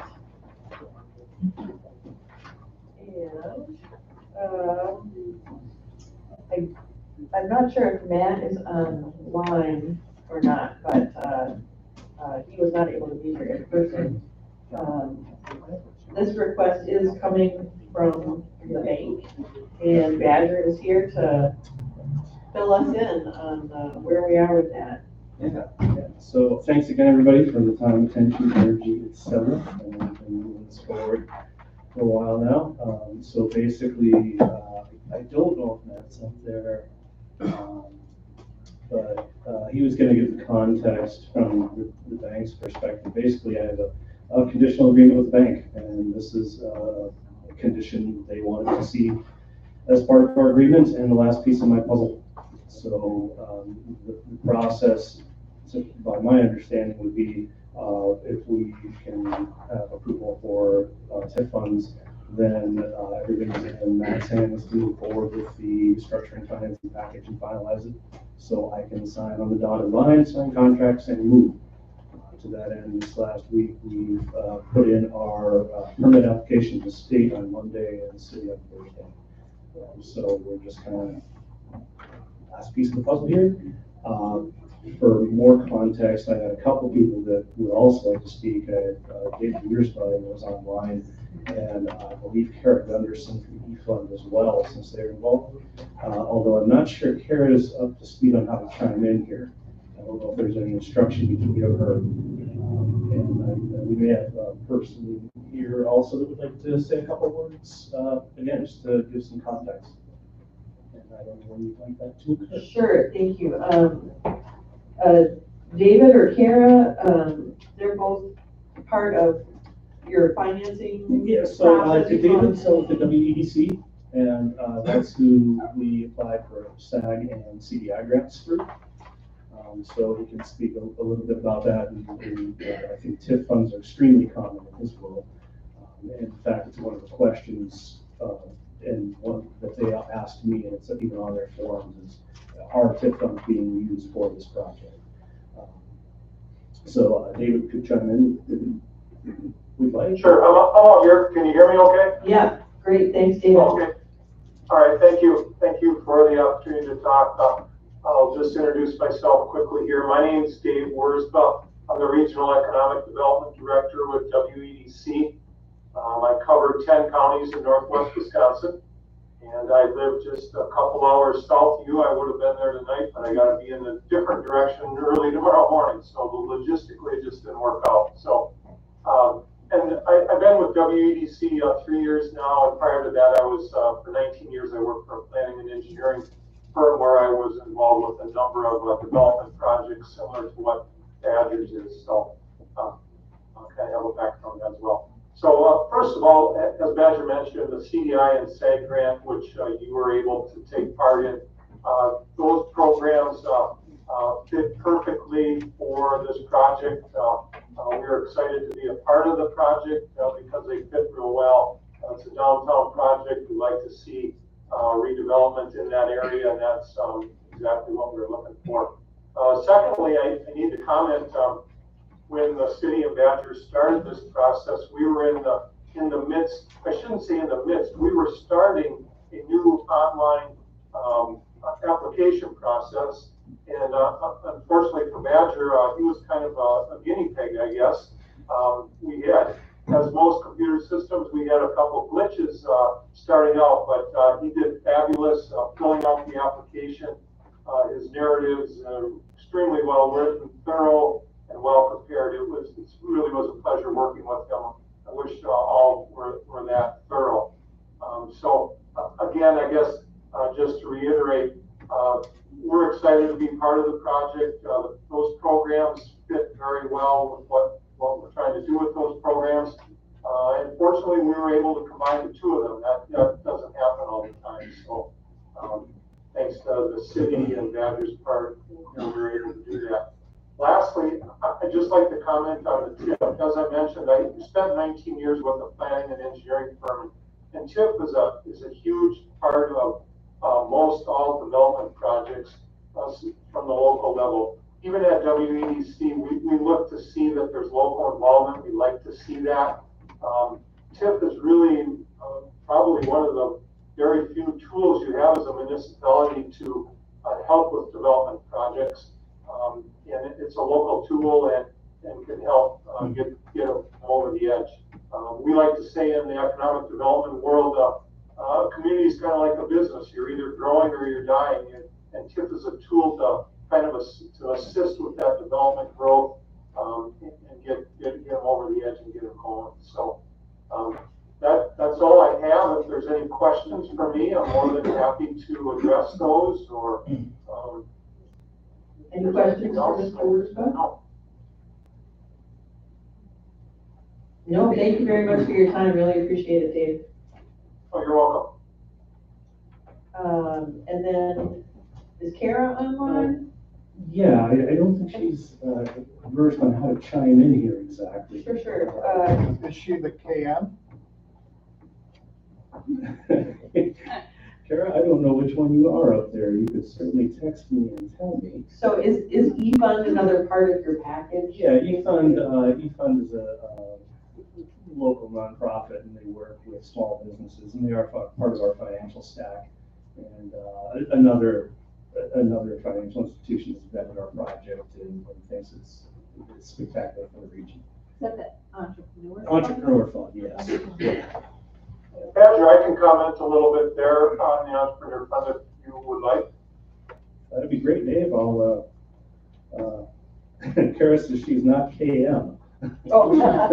But why don't you go ahead there, Dave, and I'll see if I can. Oh, okay. I'll just comment a little bit about Entrepreneur Fund. That organization was able to come into Wisconsin, I think last year, or not any more than 2 years ago. I think it was last year was their first year in Wisconsin. They opened offices in Superior and now cover the northern part of the state. They were able to get some funding to assist small businesses in northern Wisconsin. And I've referred them to a number of clients, Badger being one here, and they really fill a need that we have in northern Wisconsin to help small businesses grow and get started. And they're really are filling a niche that we have had in the region. So I don't know the details that I'm sure Karen could have, but I can say I've worked with them on other projects. Very, very helpful organization, and really do fill a need there and a gap. And they're looking to be involved in communities and be an asset. So Very good, thank you. Well, Kara says Dave's doing a great job, and her internet is being a little sketchy. So if I can get anyone in contact with her directly, if they'd like to have a chat with her, she's going to share. And yeah, she loves the project, and the eFund loves the project. So. And then did you have someone here? You said that you wanted to. Yeah, another person involved here that would like to step up, and I'll let him introduce himself. Thank you for your time. Appreciate all the that you guys do for Washburn. I'm Roscoe Spinek. Heard about this project with Badger. I have to say, it really stuck out to me from a personal level. I moved to this community about 2.5 years ago. I've been coming up here all my life. I have family here. That was probably the biggest draw. But Washburn as a rural community also sticks out, I think, on the map. And you all know why. It's a lot of your hard work. It's a lot of people in the audience. So there's 2 reasons that Lost Apostle really kind of hits the right note for me. And I think that's personal, but also pragmatic, and why we're here tonight. Earlier, seeing all of the bike folks really cemented the same reasons why I support them and the Omaha site, but also Lost Apostle. And it's that you have generations transitioning in a lot of places around the country in rural communities, and Washburn's not alone. And I think we see a vibrancy here for that transition. And we saw it outside earlier, and that's my family, that's my kids, it's my wife working in the school district. And so this project brings us together as a community. I think that it's going to help grow our community. It's going to help support our Main Street and the businesses along Main Street. Same as the bike park. These are progressive, forward-looking things for the town, and just encourage you to support them as well on that front. And then the pragmatic, Dave already hit on it as far as TIF funding, so I won't belabor any points there other than assisting in the short term. It is certainly increasing the tax base for the city in the long term. And I think we've all heard multiple reasons already tonight. We're not all the way through the agenda of where the city needs more tax revenue. So I think it behooves us to consider all those options that are on the table. So thank you. Thank you. Does anyone have a motion they would like to make? I'll make a motion that we approve the $250,000 TIF finance. As outlined As outlined, yep. in the pay-as-you-go? As a pay-as-you-go. Okay. So I didn't hear totally the motion. Could we repeat it, please? We would be approving the $250,000 loan from the city financed by TIF number 3 for as a pay-as-you-go as outlined from Scott. And I'll second that. Okay, so there's a motion by Dave, second by Jared. Questions for? Real quick, Scott, and then. We're not sure we're gonna say the same thing. So just to clarify what that motion would be, that motion is gonna direct us to draft a development agreement that would formally outline what you would like to see, because we have to have formal agreement in writing if we're going to do this. Yes. Yes. Okay. Do you need to amend the motion? Or is that just a clarification, I think? Clarification. Okay, Mary? Questions? Go ahead, yep. Okay, just wondering for both of you, sorry to get back to you as an emergency. When it comes to asking for the TIF, is it a timing thing, or could this have happened earlier? I'm just trying to understand. I have a question. Yeah. So how did we get here? That's a great question. So initially, when we started the project and when we had the building, I thought we could reuse the building. So we've certainly changed since then. And this was a condition put upon me, essentially by the financial institution. We said, we want this as a condition. Just that was recently? not, yeah, that was not anything I knew. Okay. This is, I put projects together many times and helped many people. And you said that, so it just Yeah, seems, so it the surprised timing me. seems off through this. Yeah, it surprised me as well. Okay. How do you feel about the final date of opening? I mean, I think we're still good. Okay. Just as you guys take in the information you're given, I'm the same. So I trust my GC. Yeah. The biggest delays we had have been actually architectural drawings turned around. That was our most major delay that I was involved in. Everything else, the grant application had certain dates that happened by. So everything's been, slowly pushed back. Right. I'm not really sweating it. My GC tells me we're technically about a 6-month build. And all I can do is take him at his word. I believe him.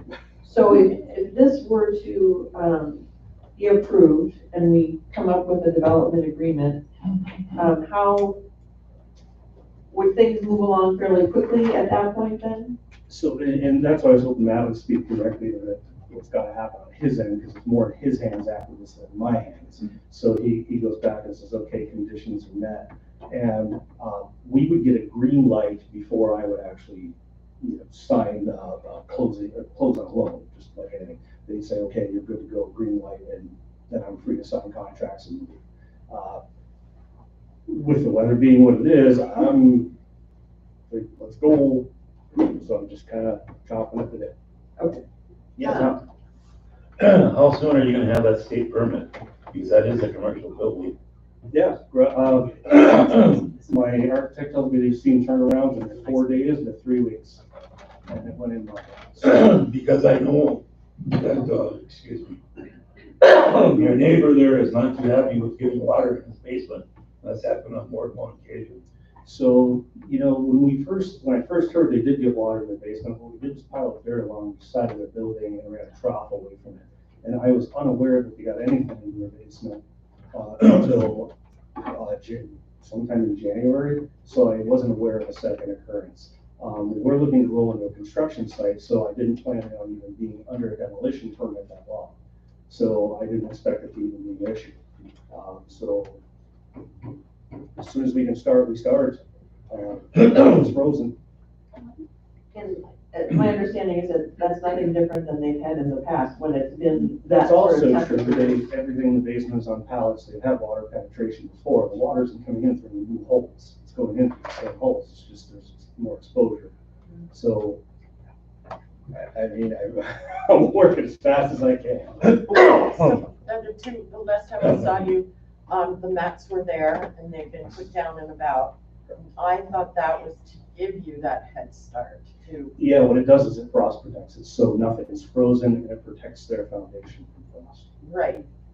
So I thought we were going to see something started. Was I wrong on that? No, I did too. That's when we got it. The conditions to be met. So here I am moving forward, going, okay, what do I have to do next? And that was a condition placed upon me as for TIF funds. So just a question, so is this your last condition then? Because the This- last yeah. time you were here, there was no mention of using this, and you had your banker here. I'm surprised that he didn't We were both surprised. realize that that was needed. We were both surprised.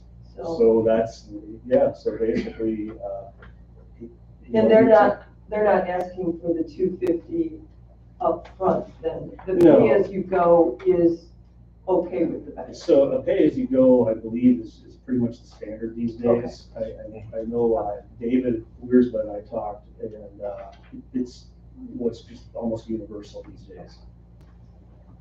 So I hope Don't wanna damn get well messed it's not up an again. issue, because it's rather not be. All right, anyone else? All right, seeing no other questions, we'll call for a vote. All in favor? Aye. Opposed? Motion carries. So with that, we have a direction to draft the development agreement, and with these conditions, it will not need to come back to council, or it will need to come back? It does not need to go back. Okay. I don't, council authorized the entering into that agreement on those conditions, so. You got that, Tony? All right, excellent. Very good. Thank you very, very So much for much. the time and energy, everybody. Very excited to hear from the state, with the Yes. approvals and. The city should get notification that the application was submitted to the state, but I don't know how expeditiously they do that. But that's what my architects told me. I am usually copied on that. I have not received it yet. All right, thank you very much. Oh, and,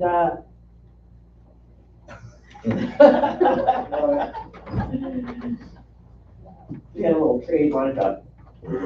All right, Next item is discussion and action on location for proposed bike park. This is tab 4 of your packet.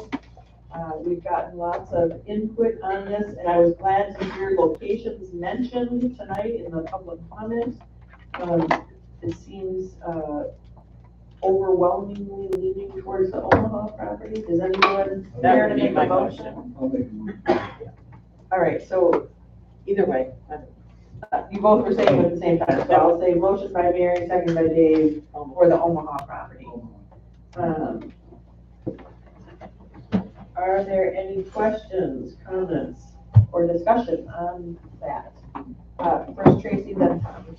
A couple of people mentioned the issue of housing and wondered if there could be some options to include housing along with the bike park. I'm just curious. I'm just throwing that out for discussion. So, it is designated as a multi-use area. I don't know that housing is currently in the existing design plan. And I don't know that at this point in that design plan, that would be something that would be added. We are strictly looking at the bike park and other elements that have already been incorporated into the design thus far. And then they would finish that process with this location specifically. You know, I did want to bring up that other housing project, just for people's background, to know that there are some housing options being looked at, just not at that site at this time. And another thing that was brought up is that, you know, in the future, if a developer approaches us, we certainly can have that conversation.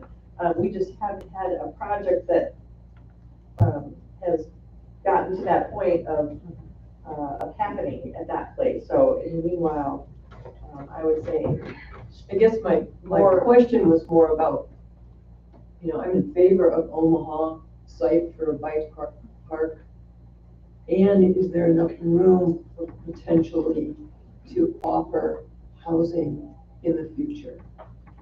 I mean, I think Scott online even mentioned that, you know, the bike park could not, I mean, there's a potential for it not being permanent and that something else could be developed at a future time. Correct. I'm just looking at the big picture and. Are we talking single family? No, no, it would be like a mix. I'm just, what people were alluding to in here, the public comment was housing for mixed housing. Something. Mixed-use development doesn't necessarily incorporate housing, but it could. So that's not anything that's on the table right now. Okay.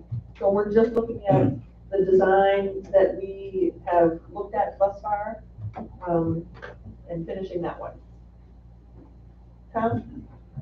I'm fine with that Omaha Street. I've talked to some people who are on that bike commission, and they have said that there should be enough room for their bike park and be able to put some apartments on the peripheral, which would be a total win for everybody. I'll be on record as saying that. Okay, but then we have people here from the steering committee that are saying, no, that's not necessarily true. So since they're part of this item, can I ask Charmaine to come up to clarify? Yes. I think we should have a discussion on it. I mean, I think that, and I'll just say my comments.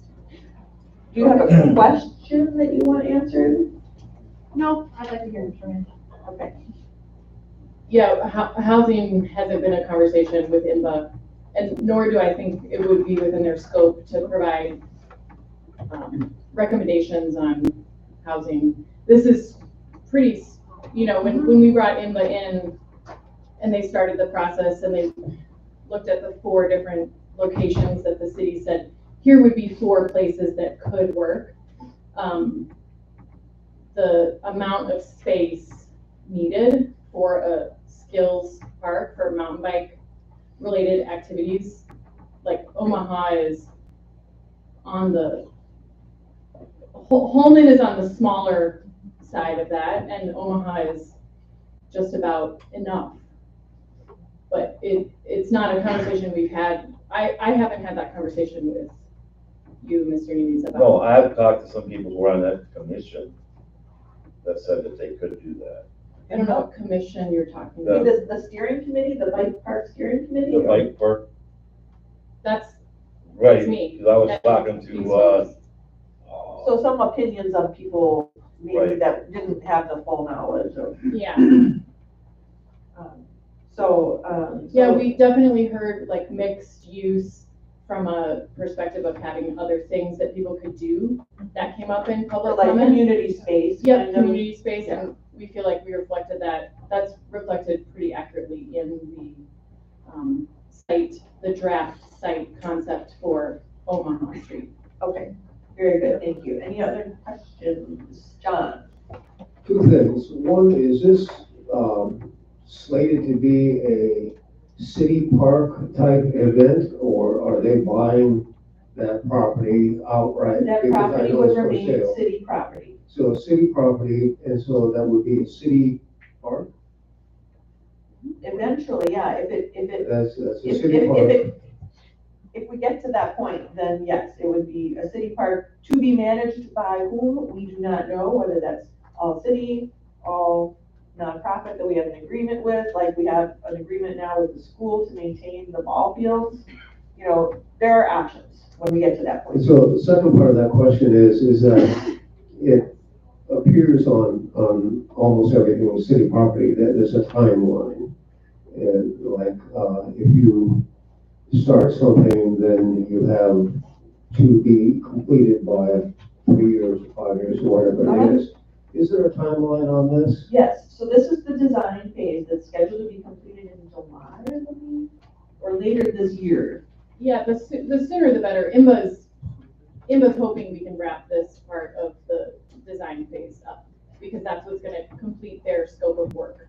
And this is just the design phase. Okay, the third question then is, how is this going to be financed? And that's to be determined once the design phase is completed. Then, at that time, once the design is complete, estimates can be gotten for the options for development, and fundraising can be discussed and brought forward for us to consider. So we would consider the final disposition of this property and the bike park Yes. in council. Yes, I see. We're just selecting the space. so that the design can be completed, so that we can get cost estimates. And maintenance, I mean, all of the questions, all of the really good questions that have come up about those really important things, we want to answer too, but yeah, we can't answer any of those questions until we take this next step. Okay, anyone else? Jen? Okay. I'm just gonna say a couple things. So, I feel like anything with, I think people know how passionate I think that we should be about our public land and, the involvement of our community in what we do. So I feel like I'm good with selecting the Omaha Street as the design phase, but what concerns me, is that we have a facet of our community here, and that's great. But we always talk about how I like to bring like the entire public along, and I know people had an opportunity to come here tonight to voice their opinion. But I think at some point that it would be nice to do like what I'm concerned about is like we have a plan here, and we're gonna like finalize that plan. And it's very difficult then to like make changes, right? Because we're getting cost estimates, we have like a lot of money invested in that. And again, I feel like we haven't had like, you know, this has been on the agenda last month and this month. That is a very short period of time for giving up a piece of property that I think is very, you know, it's like the last large piece. I mean, I'm just gonna be, I completely support a bike park. I completely support a lot of this. I was the one in the meetings that talked about more different kind of community space here, so we had more multi-use. And we did put some things in here, but the majority of this last big tract of land that the city owns besides the waterfront is going to this this use. Potentially, yeah. Potentially to this use. And so I'd like us to think about, in the future, how like we can involve the public, like bring the public along. Like I've always talked about being more open and transparent. Like I said, 2 months of this happening on this piece of land, I mean, I think it's a short period of time. And I know that we're just approving the site to finish it, but then we're gonna have plans in hand. And I think like it's the same thing that happened with like the yurts, like we got plans and it's hard to like change plans once we spent so much money in investment. So I just wanted to hear your thoughts on that, Charmaine, a little bit on time, in terms of like flexibility and getting more public involvement in the design eventually. Sure. I mean, you know that we've been talking about this with Parks and Rec for a number of, since last spring. It's been at the Parks and Rec committee for, I think, 2 times. That was almost a year ago that we started that process. I also just feel like there were 55 or 60 people outside right before our meeting today. They were here because they were excited about this idea, and they couldn't stay until 7:30 because a lot of them had little kids or they've got school tomorrow. My kid is wondering when we're gonna get home so he can go to bed, or I can get him to bed. I guess what I'm trying to say is I feel like we've done a really good job of imploring how much public support there is for this. I don't know when you have, I mean, I would love to hear when you've had as much public support recently. I'm not and saying the number that, of, I'm just asking like flexibility of like, in the future, like, so we're gonna get a design and it's gonna come back and we're gonna start to fundraise on the design, and then people are gonna be, oh, well, like, when did this happen? And I know we haven't had any open public hearings in council. We haven't had any open public events. Sure. And I'm not criticizing you. I know you guys are putting a lot of work into that. I know there's a lot of people in support. I'm just saying, it's a big decision to like take this piece of land at this point. And I know that, I think what Scott Griffin said earlier in his comments is exactly how I'm thinking about it. Like, I feel like we've talked about like what's gonna be there, what's gonna be in the future, and everyone knows I try to think of the future. And, we do get some great development in the future, that there's opportunities in that, and I'm in support of that. I hate to also say, well, if it doesn't go well, we'll just rip it out and do something else in 20 years. So I just want it to be successful, and I do see opportunities of different things to make it successful. Like, I talked to some people about putting like rental cabins mixed in, like in the future, right? And if you build spots for that and think about that, then all of a sudden you have an income of cabin rentals or the property across the street, things like that. So I just want us to think comprehensively, because you guys have done a great job with the design. But I also think like we can have some other discussions with design, and I'm afraid that we're gonna close the door on design, and that's great, because that's what you guys have been doing. I just want to think about, I don't know if there's opportunities for us to talk about that in the future. That's all I just want to bring up, is something for us to think about. To answer your question about how flexible we would be to more community input, I mean, we would love, we want as much community input as possible. That's why we've really focused on having having a steering committee with pretty good representation across multiple sectors. We've had conversations with a lot of different folks, the IMBA listening session. I think, within the scope of what the $20,000 that we got to hire IMBA to do this, there's only going to be so much design services that they will render us, and so many iterations. And Tony knows this because he talked to Liz, I think today. We're bumping up against scope creep here, and so yes, I mean, of course we would love to be flexible, but we also have constraints on what we've agreed to with IMBA in our contract with them. And so that makes sense. I'm envisioning that after this initial design is complete, we're gonna have to work through a process of public input at that time, for sure. And I don't know, does IMBA have additional public input in the next section of their planning? Yeah, we were just I'm gonna maybe tap on Tony here to answer that question. I don't know if I can answer that question. Well, because I know that The specifics of their scope. yeah, the scope it's not complete yet, but we can't move forward until we have a site location. As far as the rendering of the design, I mean, this is just a conceptual layout. Exactly. We need actual engineering designs when it comes to the tracks themselves and the location and the pump track itself. So there is another step of design and planning that will be needed before you can move forward with construction. And I'm just trying to, I'm not being obstructionist, right? I'm just asking questions so that we're, like, I always try to like think of the future, like, oh, gosh, what if we did this instead and got like, kind of like what we talked about, like, same thing with like the yurts and stuff. Well, what if we went over here and did this? So I just wanted just to, like, flush out some opportunities to tweak and do some different things later for some revenue. Because I've heard some people say like, oh, if you had some kind of, and I'm not talking housing, I'm also talking cabins, all sorts of different ideas, but I do support it. I just think that it's, again, a very large decision. Yeah, and rental, like, there are other amenities that could be rented, pavilion rentals, food truck rentals. The whole site could be rented for different events and clinics that happen up here and would likely happen if there was a space like this.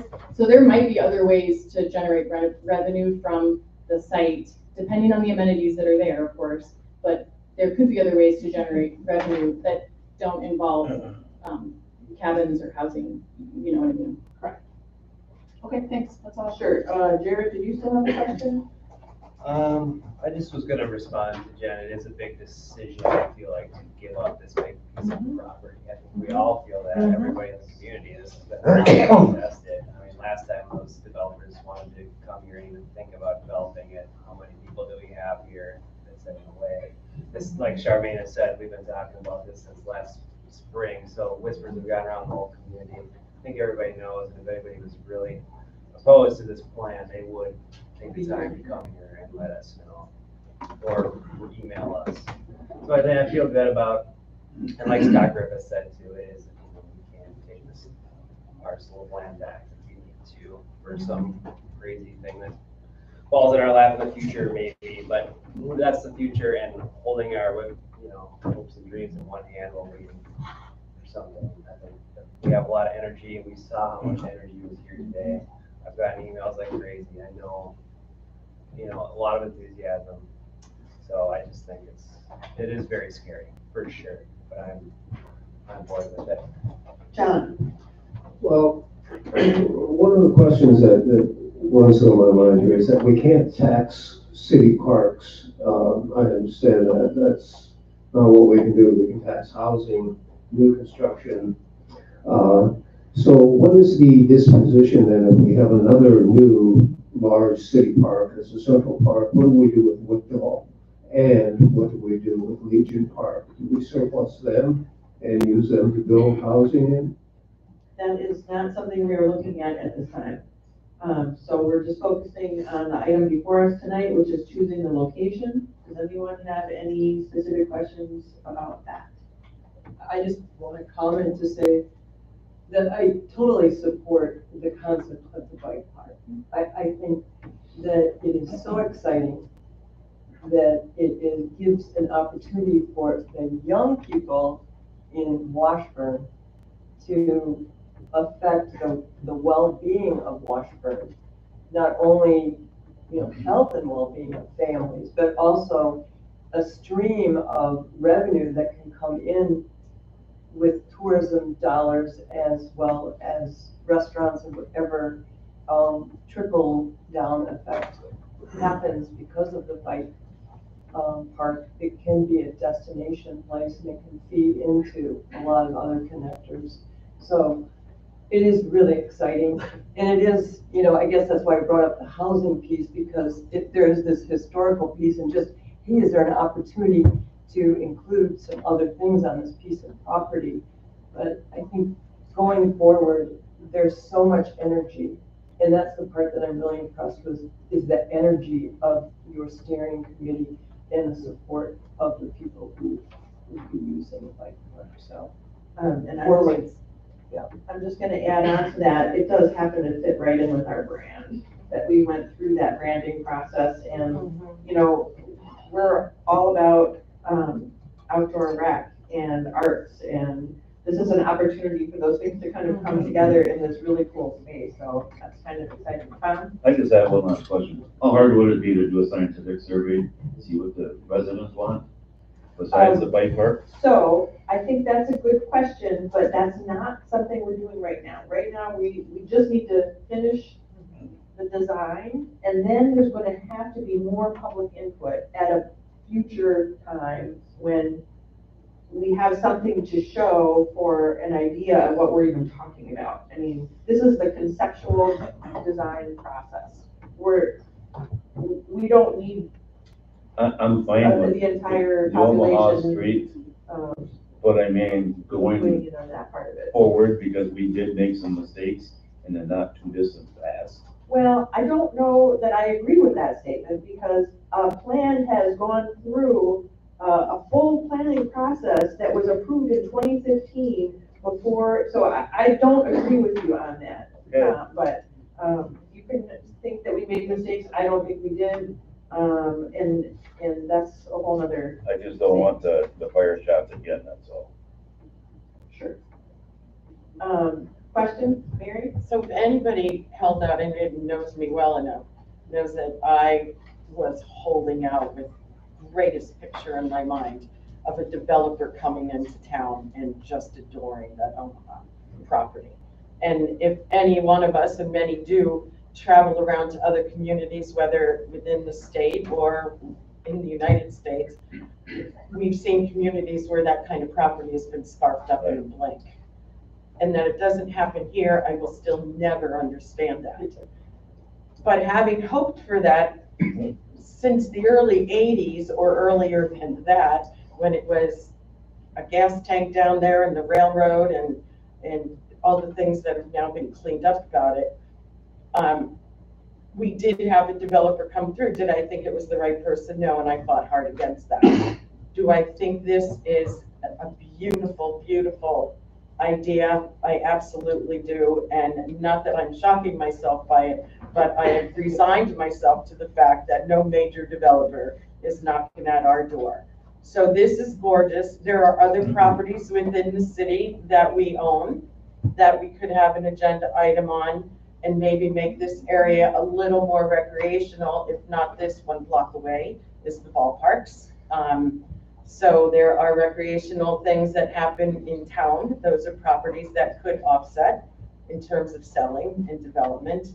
But the thing I like about this is the plan itself, the idea of centralizing. The other thing I want to say, Jen, and you and I go back and forth with this a lot, public input can be stifling. And God knows too much can be too much. And when Jared said this has been out there in the community, if somebody was opposed to this, I would have expected them here, and if not, shame on them. And we can say that. Were you at the meeting? No, I wasn't. Okay, don't need to talk to you then, because you weren't there putting your mouth where your idea was. So I would hate, like we had happen with West End Park expansion. We had a plan. We put it out into the parlor things, they call them. And all of a sudden, the plan is like completely turned around like a pretzel again. The original plan has yet to have been approved, but, you know,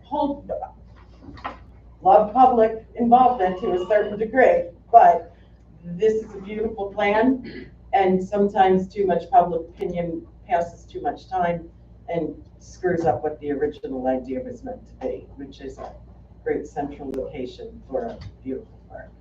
Okay, with that, okay, we have Dave and then John. So I would just, I agree with Mary, you know, too much public input at times is stifling. And this is kind of the way I see it, as a chicken before the egg scenario, where, you know, we have to start building some of the amenities in order to attract more residents here. That once there's, the reason why there's no developers coming to develop anything is because, one, even though we may see a need in housing, to them, we're tiny little, it's just something they're not interested in, right? And so, but if the demand is larger, because there's more folks moving here, then one, the property that is privately held, which is a ton in Washburn. There's people with huge tracts of land. They will probably start to release some of it on the open market. So I don't think, you know, the land that we do have should necessarily be locked up for housing need when we don't have the amenities in town for the attraction of the next demographic of folks that want to see this stuff. So that's all I have to say. Thank you. I'd like to call for the question at this point. All right, very good. All in favor? Aye. Opposed? Motion carries. Okay, you have your location. Thanks very much, steering committee and supporters. Absolutely. All right. Our next item is discussion and action on goals and objectives for 2024. That is tab 5 of your packet. Thanks to Scott for putting this together and giving us updates on our goals from last year. I didn't quite get it all done, but we made quite a bit of progress last year.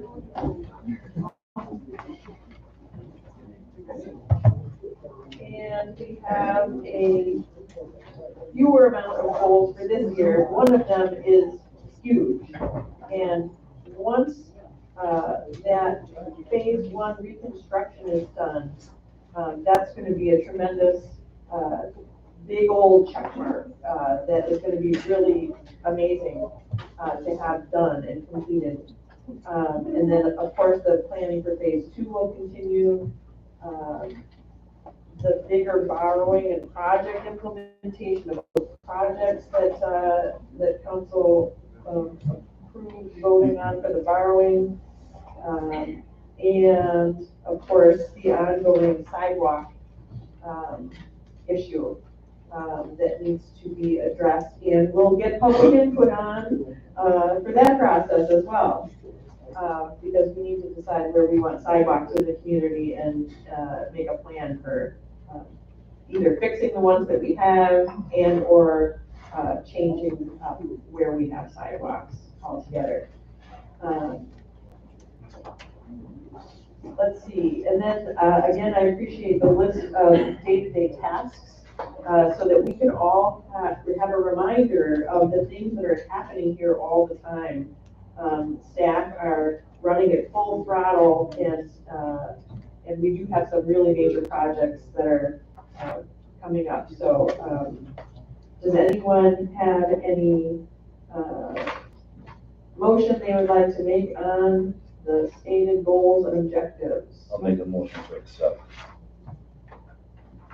I'll second. All right, I'm gonna go motion by Tom, second by Tracy. That's who I heard the loudest. And does anyone have any comments? Questions or discussion? Jen? My only comment is like, I get that it's like a smaller list, but it's kind of not true. It's a big small. Because item number 2 has like 10 pieces underneath of it. Right. Right? And so let's not kid ourselves. Right. That it's smaller, because it's not. Not that all those projects are happening immediately. I know, I'm just saying, it's, you know, I mean, basically, besides like the reevaluation project, it's pretty much exactly from last year.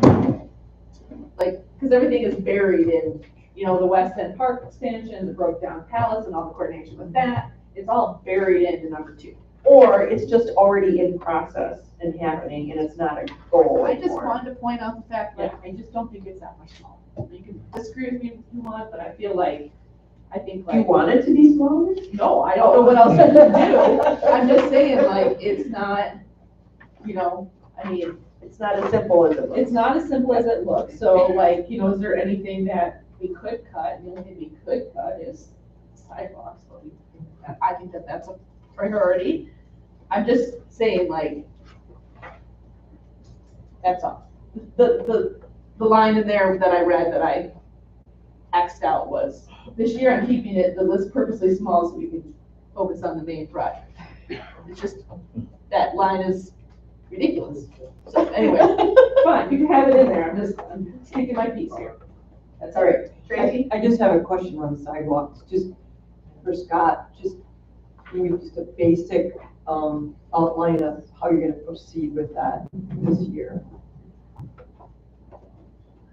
You're kind of playing, just overall. Parallel life. Yeah, nothing specific, just Okay. general. Well, that changed today. That changed. Information you're not aware of yet. Our intention was to essentially complete an inventory of existing sidewalks and then discuss kind of the overall concept. I had it in my head, but putting that on paper is the question of, okay, here's what we have. Does this community want sidewalks on every street? Or do we just want sidewalks in key areas? And I think that's what it's gonna boil down to. Because the cost of this is gonna be significant, and historically, sidewalks have been specially assessed properties. And people are gonna need to know and understand that there is really no other way for us to be able to finance this. So that is essentially what that discussion is going to need to be. Component that changed today is probably next month. We have to have a discussion about whether or not we want to extend sidewalks from 3rd Avenue East out to Superior as part of the Phase 2 project. The DOT wants an answer on that, but that is going to be expensive, not only for us, but for them. And if we don't make a decision on that very soon, that project will have to be pushed to 2028. So that is what is going to have to be brought up immediately next month. I just confirmed, like, Mary and I, did we talk about this, and make a decision on this, that we weren't going to extend it, but have like a connection, like like off of the street? Did we have a conversation about this? We had taxing my brain again. We had public input. We discussed. We've determined where decorative lighting will be. We've determined where bump outs will be on that side. But I do not believe that we have had. I'll have to go back and double check. But I do not believe we determined how far sidewalks would be extended where we do not have them. But we talked about it. A lot, yeah. A lot. We did talk about it. Yeah. Because there are no sidewalks on the south side of the highway, and there's busted to none on the north side, and I thought maybe we just came to a consensus. There's a section that doesn't have any, but then continues again. Right, like in front of the Auto Manor, there's no sidewalks there, but then it. The old Christensen house has sidewalks in front of that. Right. But I thought, again, I think we discussed replacing what we have, not putting any more in. But what's there, that's what I remember. But not extending any further down. Yeah. So regardless, we'll have to either go back and find where we Or have had, a solid discussion. or have the solid discussion. Yeah. In the meantime, don't look. John, So, Scott, are all of the sidewalks up and down Highway 13 here going to be replaced, or are there some of the sidewalks that are in good condition, good enough condition, not to be replaced? So the answer to the question is for Phase 1, which is from 2nd Avenue to Thompson's Creek. All of those sidewalks, where they exist, will be replaced because that area will be impacted by the project. We need the space to work. So all of the sidewalks where they exist on phase one will be replaced. From Second Avenue, Out Which is to, Bremer Bank. to, River Bank. to 11th. Is it second right here after one? Yeah, second Halfway is- up the block. This block is gonna be a little bit goofy. It's gonna be back in the project. Yeah. But yes. Not Bremer. Bremer's first. Because that's east. Yeah. By the Yeah. condos. For phase two, we know that from where we leave off here to Third Avenue East, any sidewalks in that area will be affected and need to be replaced. Beyond that, it will be up to the city to determine if we want to add or replace any of those sidewalks in that area, and that would be our cost. To some extent, there's a few caveats on that. And we have to do it soon. The DOT is gonna need to know on that soon because of the design, because you get out that far, it's a rural road, but if we're putting the sidewalks in, we're essentially gonna be turning it into an urban road, and that's all new engineering with stormwater and every, curb and all of that stuff. That is going to, be a lot more work. So that's where they want to know, because we are already pushing the limit here for them to get this work done by the 2027 date.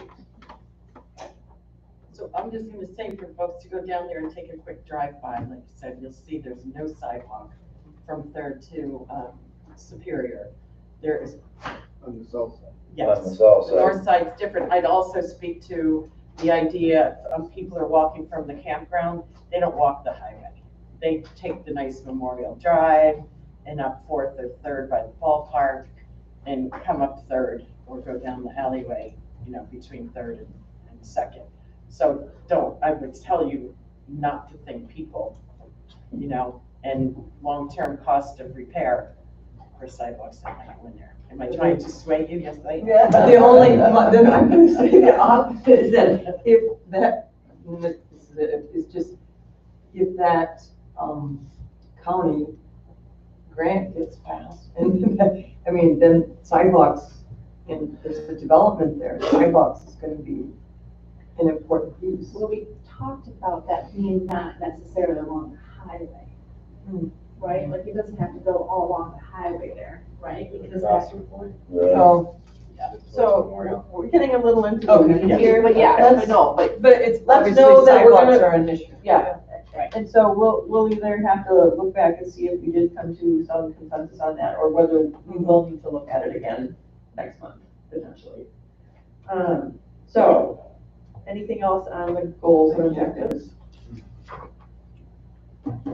Seeing none, all in favor? Aye. Opposed? Motion carries. Next item, discussion and action on placement of temporary weight limits and restriction of parking on phase one Batesville Street project detour route. This is 6 of your package. It sounds like this is, They ripped the water, man. Jerry, what do you got for us? So, with the new detour route, it was brought to light that there's some heavy construction work to the north of us. And, it was the state's request that we take that down to a Class B weight limit road, to try to eliminate, some major construction going to the north. The state did put in quite a bit of money into, repaving that road. Their intention is, if it is disrupted, to redo it, but they don't want to put any more excess traffic on it than they have to. It was his recommendation that we go to a Class B, which is 60% of the vehicle's capacity per axle. The other thing they asked was that they were okay with any deliveries to within the city of Washburn would be exempt from that weight limit. And who enforces that? That would be enforced by the DOT, State Patrol. Okay. So, and if anybody lives in town, did anybody notice all the trucks going through town last week? Yes, hell yes. So they saw this coming, so they got their little butts in here and they've been hauling materials up there, stockpiling it in lieu of waiting till summer. On the main drag, hopefully. Yeah, yeah, so. Wreck this road, we don't care. Going away. The only thing, and then also, we knew, we had talked about this earlier, we were, if you remember back, we talked about having no parking along the detour. The roads just don't allow it, with the flow of traffic. And for safety sakes, we would like to impose no parking through the construction period along the detour road. That seems wise. Safety wise, I mean, just, you know, and then, I think that's about it on here. So the only thing I could say is, they did ask, we were thinking March 15th, but, I don't know if that happens any sooner, if they want to switch that route for some reason, or open it sooner. Is that gonna be an issue if we?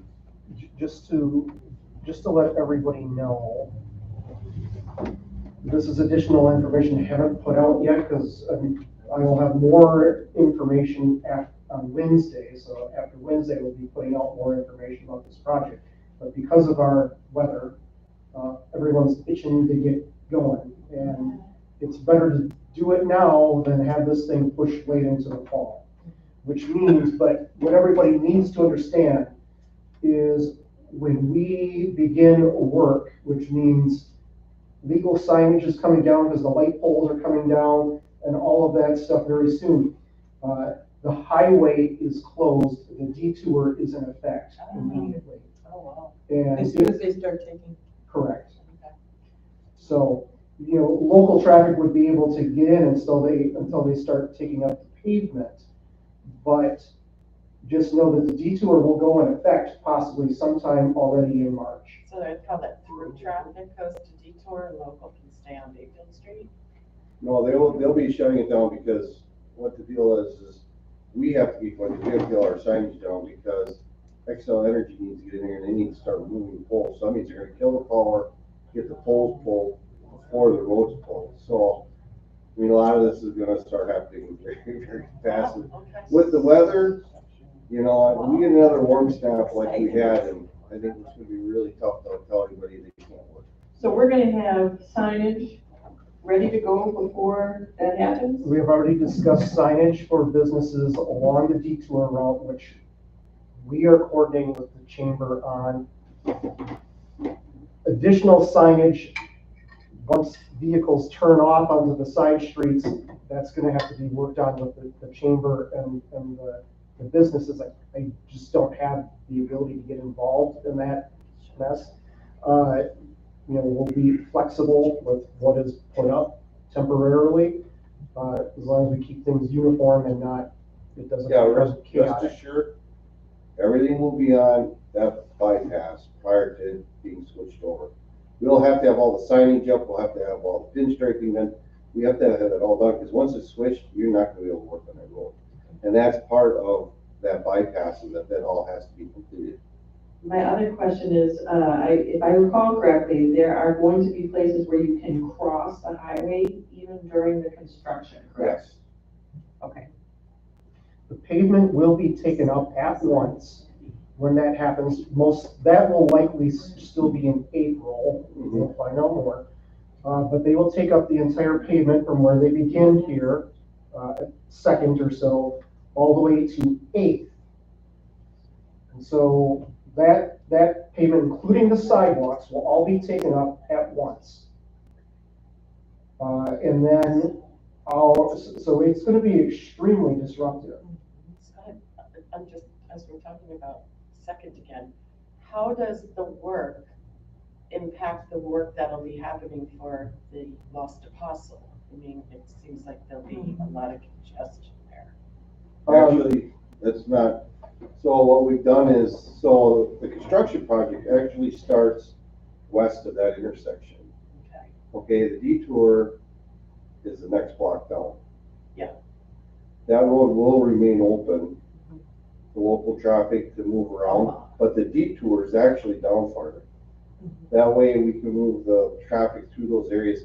It will be shut down for a short time frame when we do the tie into the manhole at that intersection, but they said they'd have that done within a week or 10 days, that they'd have those connections. So it's a very limited time. And so they'll be able to work off their street without dealing with the detour traffic going up it. Correct. Detour is one block over. Yep. Then the intention is to eventually switch that to come up to Washington, but we probably won't be able to do that until after the 4th of July. That's the tentative time frame right now. Everything's always subject to change. And then the weight restriction won't impact them because there'll be an exception for Yes. coming into the city. Any work inside the city movement is all exempt. It's through traffic. Okay, and is there a motion on this item? So moved. Second. Motion by Tracy, second by Tom. Any other questions? Sorry. No, we're fine. Tracy, closer to the microphone. My only other comment, Yes, Jen? and we've asked a couple times, and I know everybody's busy, but it's like February 15th. And if we're looking at doing the detour sometime in March, and we're working with the chamber, and we don't have our signage and everything set, and Scott's saying he's so busy to work with, I mean. The signage will be set per Jerry for the main reroute. You know, the signs from the detour will show you where to go. If there's additional signage that businesses want to put up, that's the difference, right? Right, so the signage that will be on the detour, so we discussed this with the chamber today. They have the mock-up, they can get these signs produced within days. They have it all set. These are for the most part gonna be 4x8 signs. They have to be on 2 posts. They will be on, and then there's gonna be essentially for each cross street, for these businesses, turn here. Okay. And then you have to have the mirror sign on the opposite side. We're gonna have a little bit of, we gotta make a few changes and adjustments for the detour traffic that's coming from the north, when they hit the detour and how they're gonna access the businesses right here in this first block. I kind of envision this block between 2nd and 1st Avenue on Bayfield Street to essentially be, that's a local traffic only, kind of think of as a giant U-turn to access those businesses during the project. And there will be signage directing for that. That was the adjustment that we needed to make today. So is this up for a vote? Are we like? We have to approve the placement of temporary weight limits and restriction of parking. That's what we're doing. Yeah. Okay. Anything else? No. On that? Okay, all in favor? Aye. Opposed? Motion carries. Thanks, Jerry. Thanks, Jerry. Okay, next item, discussion and action on approval of change order with Jake's Excavating Landscaping LLC for private lead service line replacements and associated restoration work on Bayfield Street Phase 1. Motion to approve as presented. Second. Motion by Mary, I got a second by Tom on that. Any questions? Comments? I like the flow charts. This is gonna be a whole other set of education, but this will be focused on the property owners affected by the project. Right, It's pretty clear. it's clear. Yeah, good job on the presentation. All in favor? Aye. Opposed? Motion carries. Next item, discussion and action on structure moving route / permits from 738 East Memorial Park Drive, a Cody LLC petitioner. Tab 8. I think we've had a few different additions to the information here. I'm gonna look to Jerry So, on this one. so it started out, the route went one way, and then it went another, and ended up another way. We went out and looked at it today. My thought was, this really isn't the best route to take. Best route is to come up, I don't know, up Washington. Honestly, I looked at the building. the trailer size, the axle weight limits, even with Class B weight limits on it, it still meets your weight requirements. So this is the safest way to get them out of where he's at, through the south end of town, and then get them the heck out of town. Without putting in a lot of work. We have a little bit of work to do down on Memorial, trimming some trees to get them out of there, but these trees need to be trimmed anyway, so a couple hours worth of work to get that done. But short of that, they're planning on having it moved within the next 2 weeks. So, he was just asking me. Tuesday the 20th. Yeah, he was asking me about, what if I don't get it moved before you do the detour? Well, get it moved. That's your choice. Don't come back. But anyway, I don't see, otherwise there's really, short of, what we looked at, it should be fine. So the third solution, Yes, the third one. the third route. So we're gonna take them down Memorial Park, over to Pump House, back around on Omaha, Washington, and send them out on Washington. And that is literally the clearest route, the least overhead, where we don't have to do a whole lot of work as far as tree removal. And some of that's gravel road, Yes. and that's okay? Yep. All right, It's not that heavy, it weighs 20 to 25,000 pounds. okay. Yeah, by the time they disperse it over that axle, the trailer they're putting it on, it literally has about as much weight as a vehicle back. So, they'll be fine. All right, does anyone want to make a motion on this? So moved. Second. Motion by Mary, second by Tom, Number 3. for number 3. Route number 3. Any other questions, comments, discussion? Seeing none, all in favor? Aye. Opposed? Motion carries. Thank you. Thank you. Scott will be in touch with the permit information or? Can. Okay, next item, discussion and action on street closures for bike across the bay, which Tony has an update on. I was told by the coordinators of this event that they are canceling the event this year because of the conditions of the lake. Therefore, we don't need to. Sad. That's such. Okay, with that, I would, entertain a motion to go into closed session for personnel matters. Make a motion to go on closed session. I'll second that. Motion by Jared, second by Tom, all in favor? Aye. Oh, roll call vote.